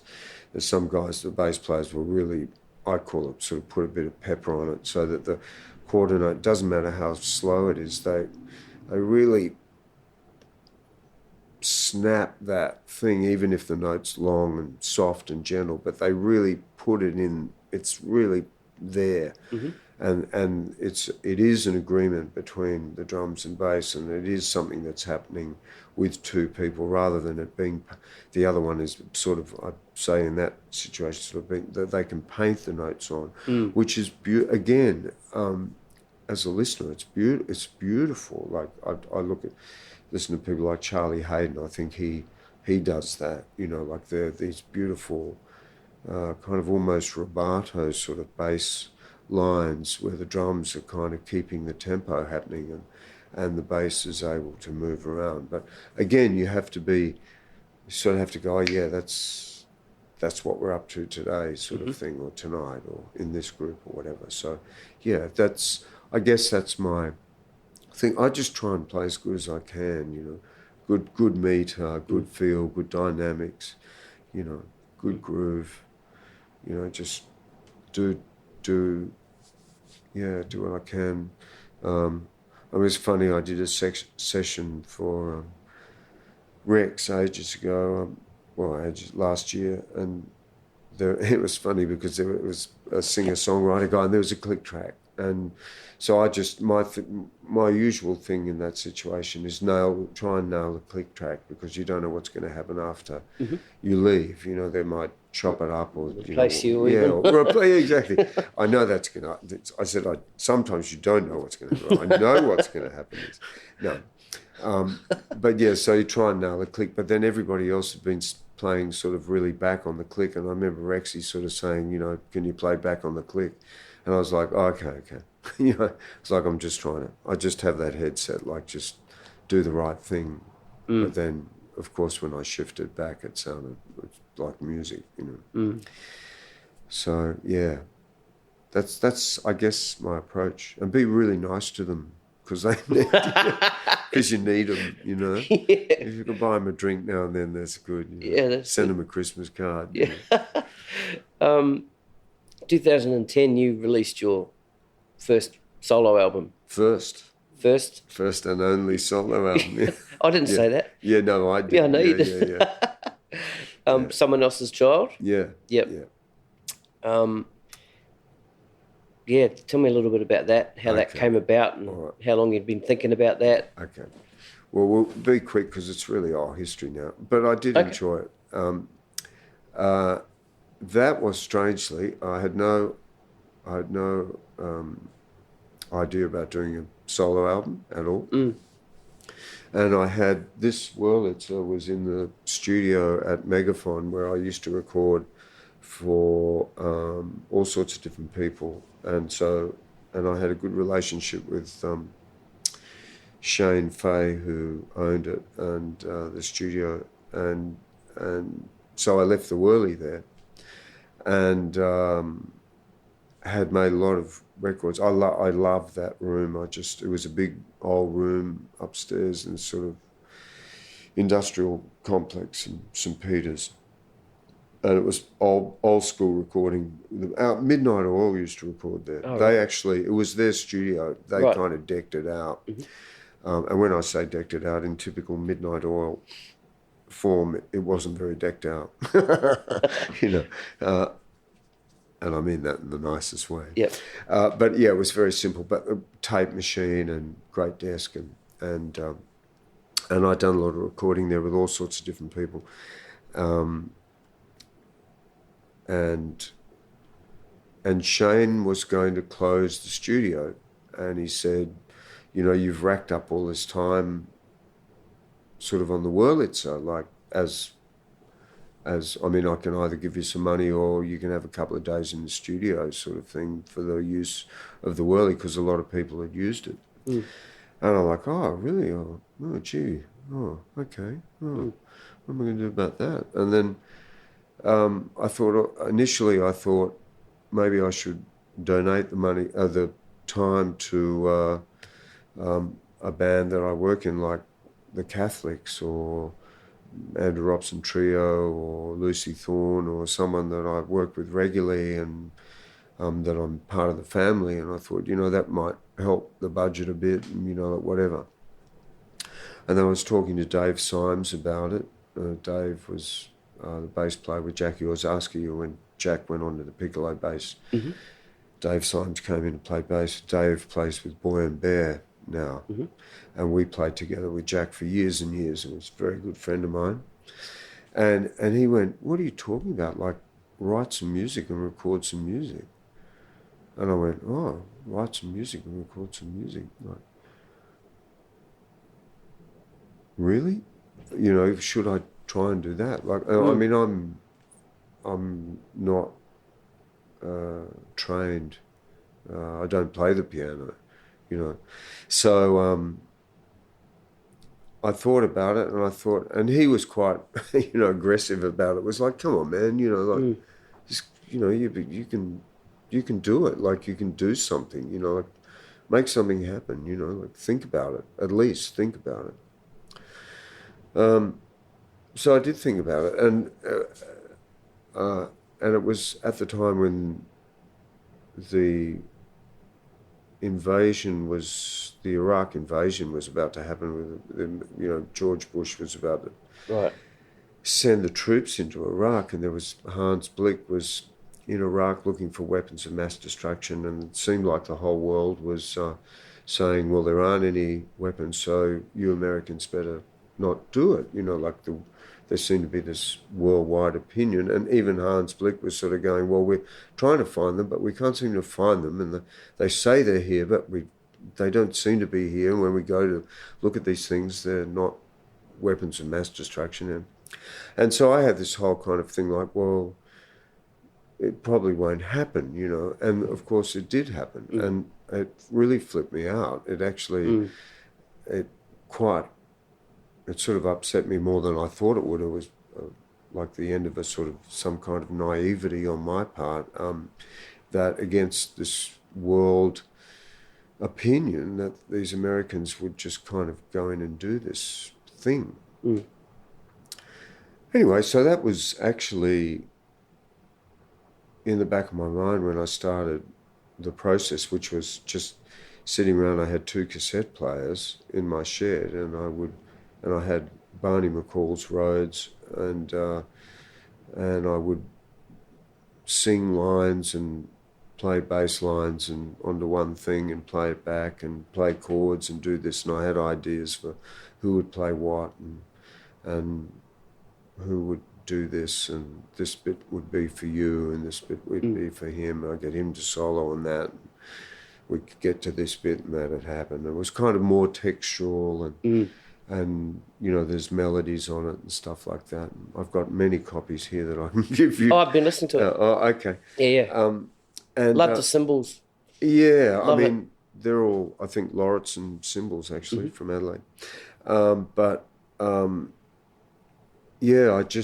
kind of had a go, and it was great. It was actually a great experience. And one of the most amazing things was that I took away from it was that, when I go into the studio for you, I'm desperate to make you happy. Like my absolute aim is to play the thing, or to whether you've come up with it or I'm coming up with it, for you to go, oh man, that's just so what I wanted. I couldn't be happier with what the drums are, and that is my goal. Like with a singer-songwriter, if they're happy, that's my thing. And instrumental music, the same thing. Is just to do the right thing. And when I recorded these things, we did a lot of rhythm tracks are all live. The amount of care that was reflected back to me from everybody else was amazing to me. Like to have that, what I do for every day of the week, or not every day of the week, but wherever possible, for another artist to have that same sort of thing, that they respected me that much to. Like, I remember talking to Ben Hauptmann one night, and he was doing like an overdub on a solo, and he'd done about 15. I was going, man, like there's 10 great ones there. And he looked at me, he was kind of short, and he said, I'm just trying to play something really great for your record. And I went, oh, okay, shit, sorry. Yeah. And it was such a beautiful, like, I was blown out with the first 5 takes, and he was like, still like, I just think I can get this thing, and I was like, wow, man, you really care that much, like about little old me, like it was really beautiful. That's cool. And Jack, it's, one of the last things he did too, like to have him singing on it. And the thing that Jack did was that I had written or sung this melody, which was sort of basically to be sung as ours, and Jack came to the studio and he said, I hope you don't mind, Brother Haim, but I wrote some lyrics, I bring some lyrics for your song. I hope you don't mind, I wrote some lyrics. I said, I wrote some lyrics. Of course I don't mind. Well, I mean, I'd like to see the lyrics, but you wrote some lyrics. And he said, yeah, I don't really want to sing ah. I went, okay, great. And then when he sang them, and when I saw them written down, they're absolutely beautiful, most beautiful. And what was funny was that tune, Someone Else's Child, was actually, that was the main Iraq feeling for me. It was trying to create this sort of sense of longing and sadness and just this sort of like disappointment and not being able to understand how the world, you know, man's inhumanity to man, like, are we still here, sort of, you know, are we still doing this crazy shit, you know? And Jack didn't know that. Like, I hadn't told him that. I hadn't told anyone that, actually. I was just asking him to do these things. Yep. You know, Matt Odignon wrote the sax parts that I'd sung into, you know, melodies that I'd sung into the Walkman and stuff like that, you know. And the lyric is that Jack wrote was just, it couldn't have been more poignant for exactly what I wanted, you know. And, you know, and that was completely by serendipity or whatever you call it, you know, like not a word spoken. And that to me is just amazing. So yeah, it was a great process. But I'm hoping to do something new this year, if I can just elbow out some time, you know, because it is really time consuming for me because I do it like that. Right. You know, I can't sit at the piano and go, you know, write songs. It's painstakingly Right. a long process for me. That's cool, man. Yeah. That's awesome. Yeah, it's good. Yeah. So some of the bands and acts you're playing with at the moment, Don Walker. Oh yeah, Don. Yep. Man, yeah. Go on. You're part of Jade MacRae's band. Yeah. Yep. Lucie Thorne, have you got her there? Yeah, she's great. Yeah. Well, that's now, and we've just got and also Jonathan Swartz, Barney McCall, Barney's last, he puts out a record every week, just about. Great records they are too, and Jonathan, that you play on. Yeah. Yeah. Not that I play. I played on one of his couple of year ago, I think, which was really great experience. I mean, I love him. He's an incredible musician, been a dear friend for a long time. And Jonathan Swartz, of course, has put out a bunch of records that I've been on. But yeah, Don, and they're jazz instrumental, more instrumental records. But yeah, Lucie Thorne I've been with for years now, 7 or 8 years. She's a singer-songwriter from Tassie. I absolutely love, her dad's a poet, Tim Thorne, and I love her poetry and I just love her take on music. She's just done a more kind of poppy record. The last record's got much more sort of just straight up grooves, but the ones before that are much more atmospheric and delicate, let's say. So she's had a very big sort of change in direction. But I've been really into that, and we've toured like thousands and thousands of kilometres all over Australia, the two of us. We'd just do a duet, so drums, electric, guitar and vocal, which is amazing. Up until this last record where she's added a bass player, and we're about to go to Tassie with Chris Abrahams from the Necks and other groups, and myself and Lucie, so it'll be keyboards, piano, keyboards, drums and guitar and vocal. It's kind of odd sounding. It's nice having no bass at times. Yeah. As much as I love the bass, it's interesting when it's not there. For the drums especially, because it gives you the complete spectrum of that bottom end. And I'm sure they would say the same about the drums, as I do too with drumless music. I love it. Yep. Don Walker's band is unbelievable. Like that is firstly a great band. We've had a serious loss along the way with the passing of Glenn Hanna, the guitar player, who died last year, and he was an important guy, a guitar player in the band. And he was also the band of Tamworth Country Music Festival. Yeah, that's right. Bill spoke the of, Bill is that right? spoke of. Yep. Yeah, that's okay. right.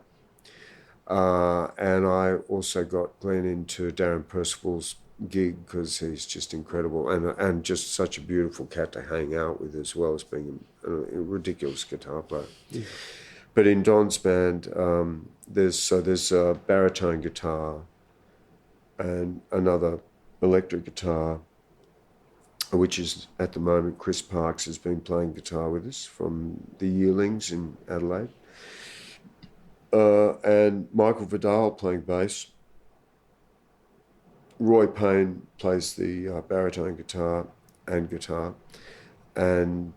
Garrett Costigan on pedal steel, and Don. So it's very luxurious. Like, you know, there's a lot of stringed instruments, and he doesn't cut corners with that. So we don't go out on the road with two guys. It's like, and I guess he can afford to do that, so he does. And his, you know, I'm constantly in awe of his songwriting. The more I play with him, I mean, he gave me his latest book, which is Songs, which is just his lyrics. And typically there's a bunch of songs I've been playing where I've been humming along in my head while I'm playing them, and I've got the words wrong. And you know, to have his correct. I should tell him actually that my words are better. No, to see his lyrics are just mind blowing. You know, he's really something else, and he's a stickler. Like he doesn't let anything out until it's got 100% red tick on the title, and then he's ready to let it come to a rehearsal or go to Chisel or wherever it goes, or anywhere. He writes for everyone, but yeah, he's and a great human, like amazing guy to spend time with, as is the whole Don Walker and the Suave Fucks. It's a great time, like when we're on the road or in the studio. It's magnificent. So yeah, Barry Leef, I did a gig with him the other night. It was always great band. And Bill was doing it. Lovely to see him. And yeah, the Catholics. I mean, there's a bunch of bands like I've been with the Catholics for 100 years. That's a great Sydney-based original music band led by Lloyd Swanton, with all the greats, Sandy Evans and James Greening and all these sort of great, Fabian Heavier, the percussionist. Yep. You know, incredible. Again, like I'm lucky to be in that company. Like they're great musicians, Gary Daly and Jonathan Peace, and you know, Lloyd. These as a bass player, you know, incredible, just incredible. So, yeah. And again, we're off overseas with Jade this year, and a little bit more Beatle music apparently throughout the, you know, in July hopefully, and then we've got Lucie, Thorne, and I think the Suave Fucks with Don. We're going to be doing some touring this year. I did say to him that, you know, Chisel's put out a new record, so you'll probably be busy this year. And he went, no, we're only doing X amount of gigs. And we'll that's it, isn't it? It's done. Yeah, well, apparently it's done, but I'll wait till I get the call for us to go out before I sign that one off. But yeah, no, if that happens, that'll be just so great, because that's. I mean, we really do. We look forward to that, and we're currently touring with this Mike Nock, Jonathan Swartz, Julian Wilson, Hamish Stuart album that's just come out. That's got a tune on it, but I wrote a tune for that because Jonathan said we all had to write a tune. So okay. yeah, so I came up again, singing into two different. Well, no, I'm on Pro Tools now, so it's a bit easier. But yeah, but yeah. So we're off to Brizzy on the weekend actually, and then Byron. So that'll be good, and has been good. Like that's amazing. Again, playing in that quartet.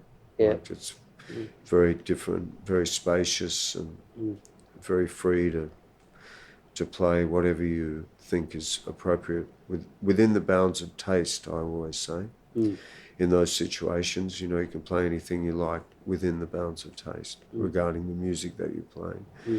So yeah. I want to ask you about drum tuning. Okay. From what I've read and people I've spoken to, that's kind of a big thing for you, and you're kind of known for that, I think. Really? Am I really? Gee, So what's your... I wouldn't have known that. Oh, really? Yeah, Yeah, I right. wouldn't have known that. I mean, it's an absolute mystery to me. Yeah, right. And I've been playing Gretsch drums for most of my life, apart from 2 Capricorn kits that John Proud made for me, which are just absolutely, my God, they are beautiful drums. But I've been a Gretsch guy all the way along, pretty much. I do have a Ludwig kit, and I do have sort of have a Rogers kit, and bits and pieces, blah, blah, blah. And I think the old Gretsch drums were harder to tune than any other drum. Right.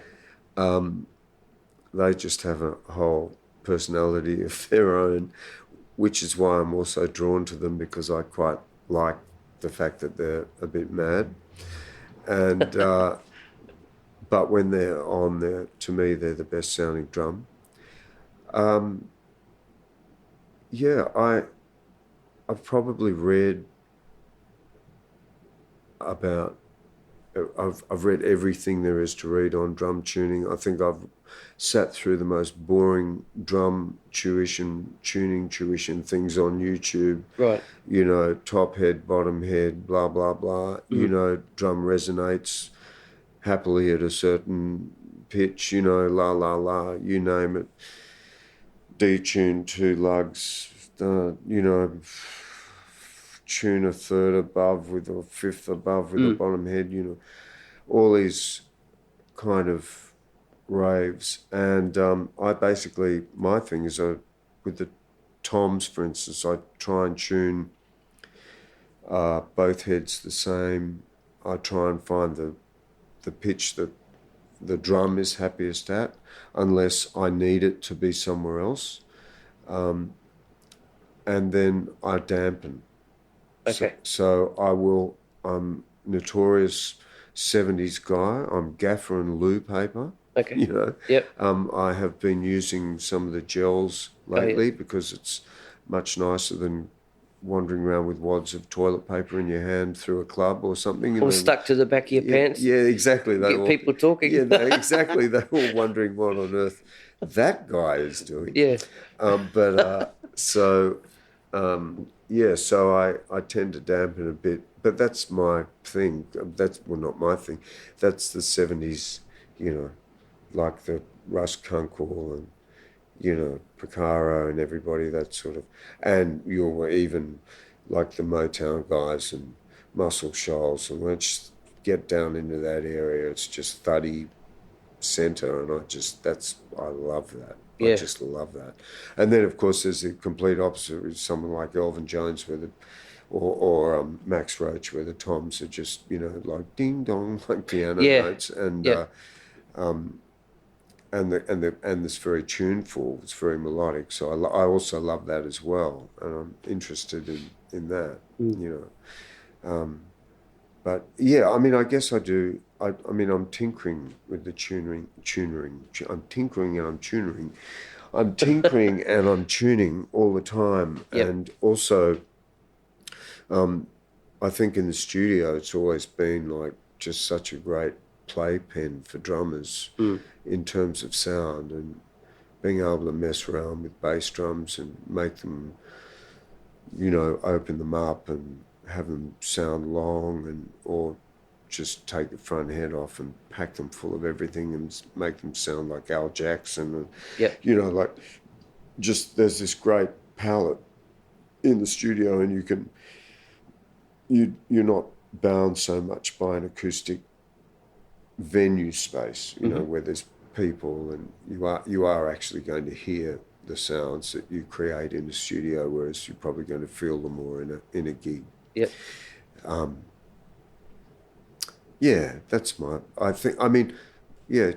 It is to me. It's a mystery. It's still a mystery, and I you know, I would say that it's funny that you say that anyone thinks that about me, because I think I'm every time I hear a set of drums, I'm going, oh, that sounds interesting. I wonder how they did that. You know, like, you know, you hear Gordy play. I mean, I heard on the podcast or whatever, it's just like, oh, yeah, they sound good. They're the Yamahas for sure. You know, they're his Yamahas. I know that. I mean, I know they're his Yamahas, but I know that's his sound, and, and that it's a beautiful sound. I think that's,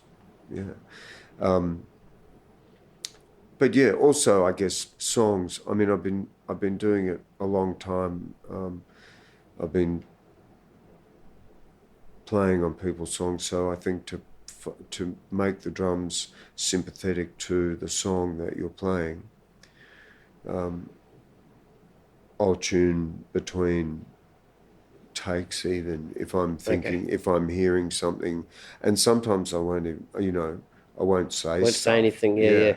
Because really, most people, I mean, unless it happens a week later when they're listening to take 1 and take 6 and they go, hold on a second, what happened to a snare drum?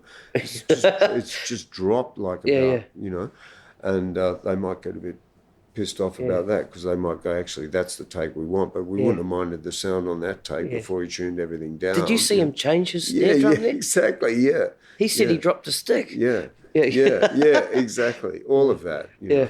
And I'm probably, I'm probably the only one silly enough to be honest enough to say that I'll do this stuff just because I think it's part of my gig. You know, it's my instrument. I'm going to change unless someone says, I think the snare drum needs to be a bit brighter.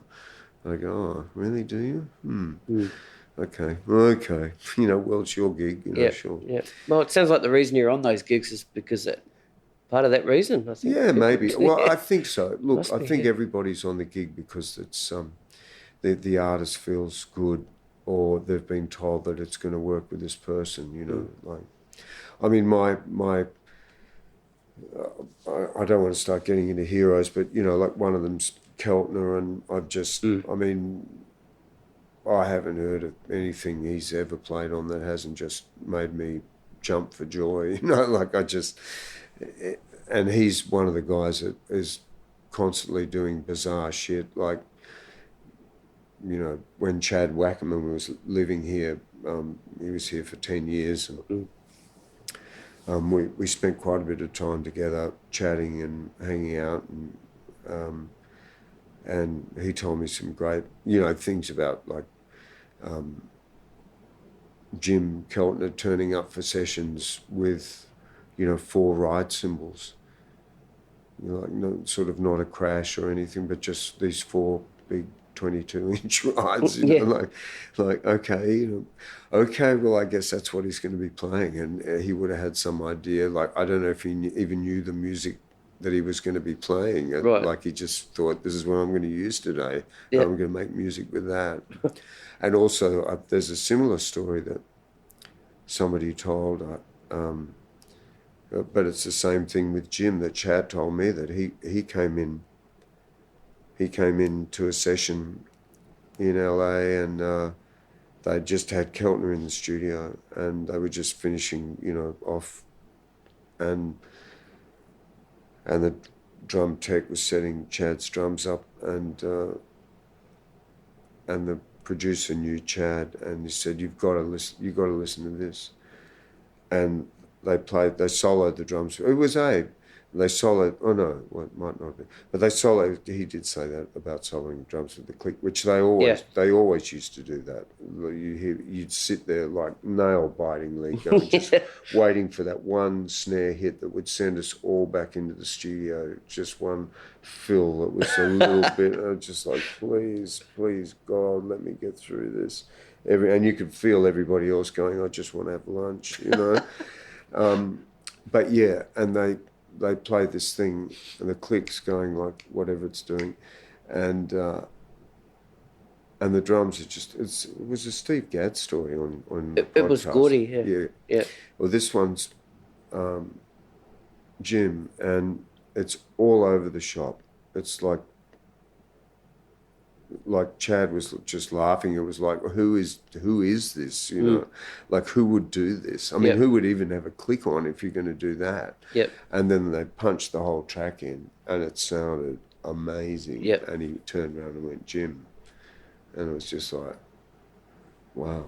I mean, that's magic. You know, to me, that stuff is like how you.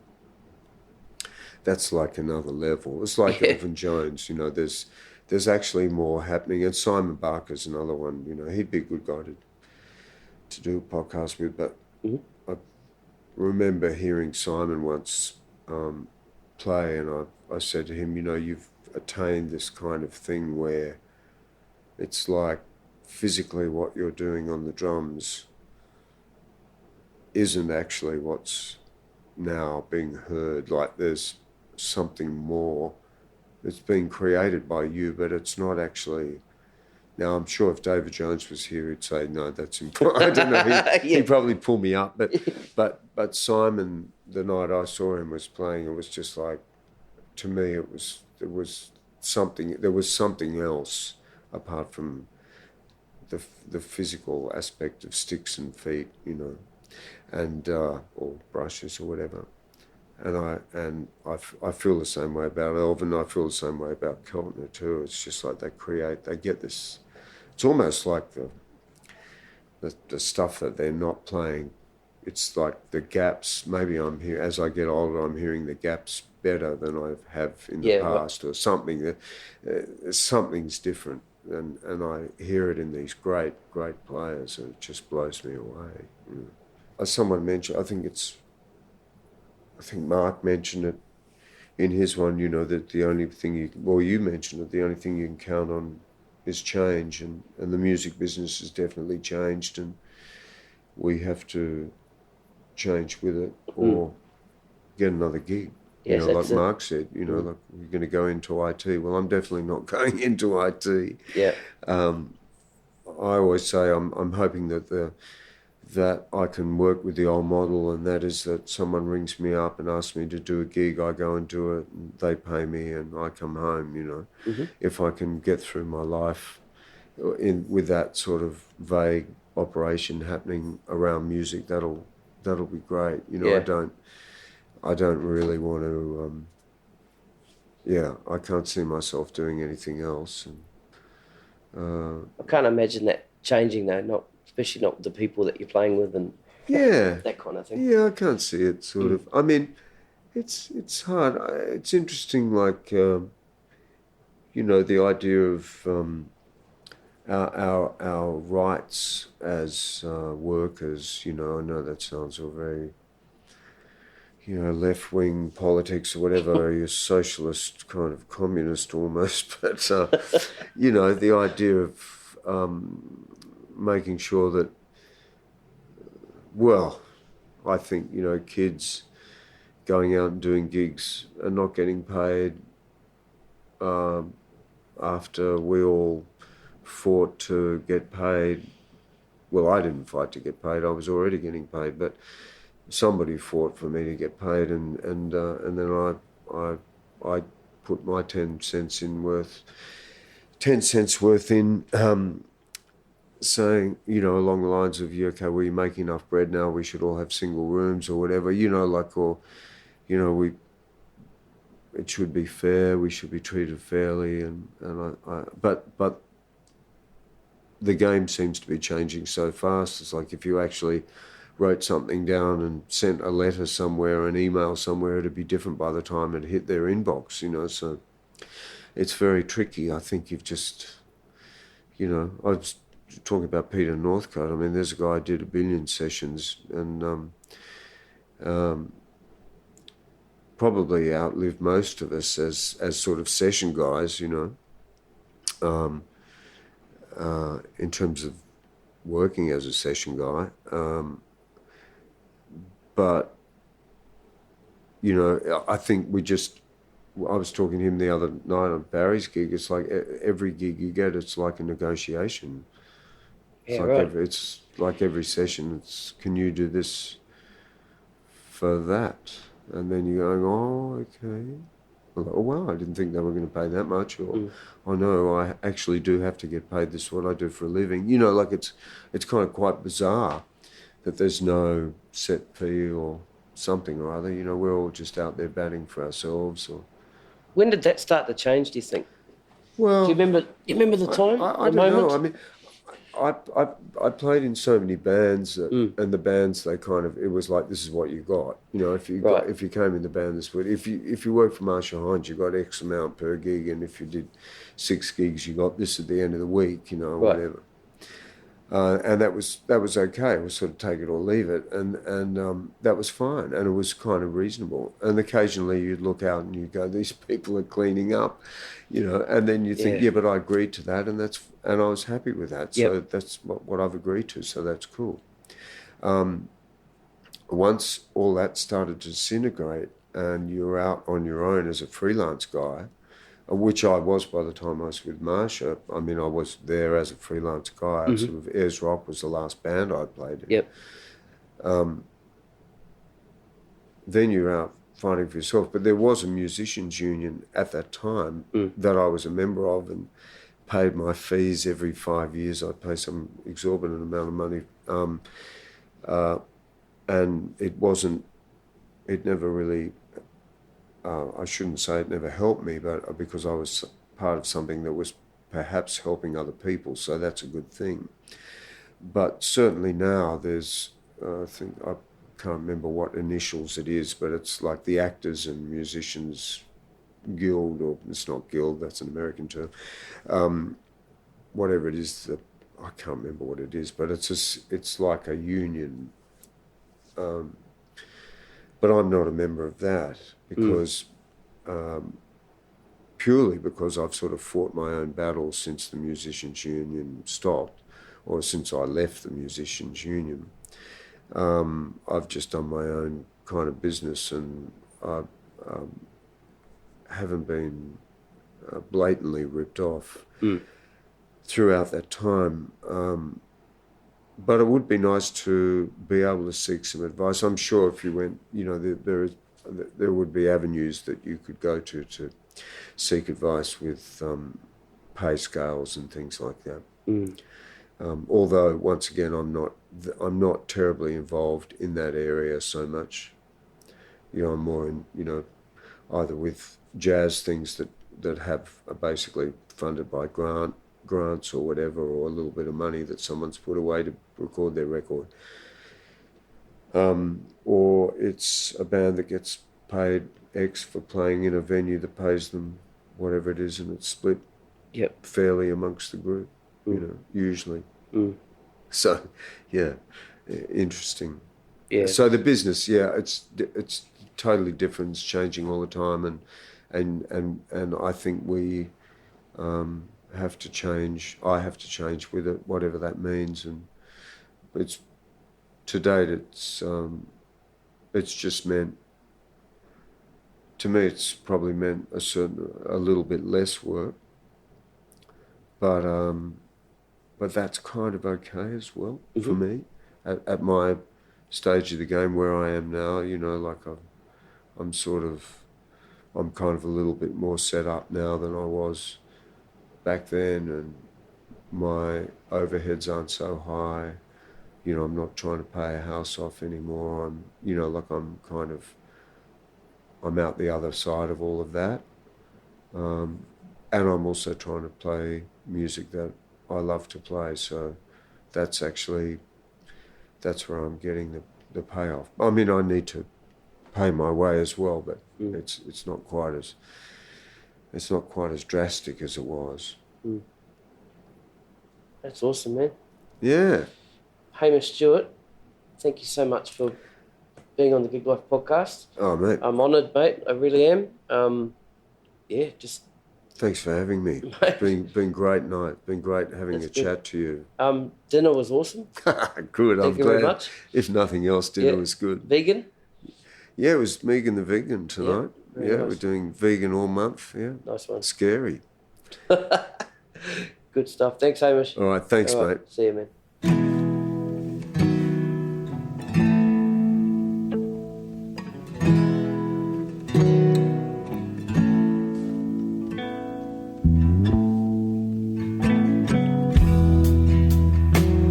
There's a boy in a northern town, streetlights shining all around. Thinks to himself, what is missed? He says, I just wanna tell you this. Yeah, I just wanna tell you this.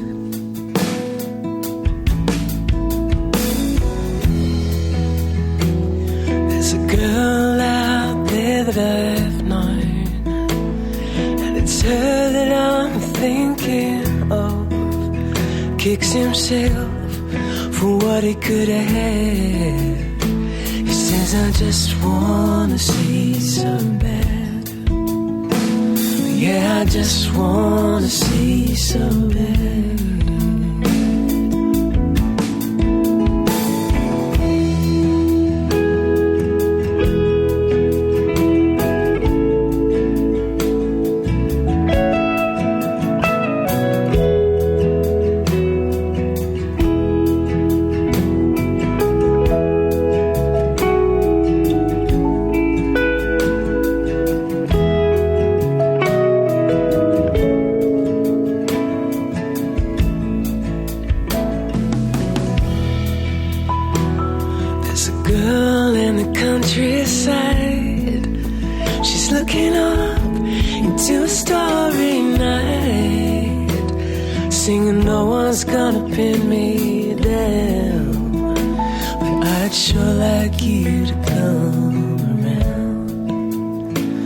Yeah, if only you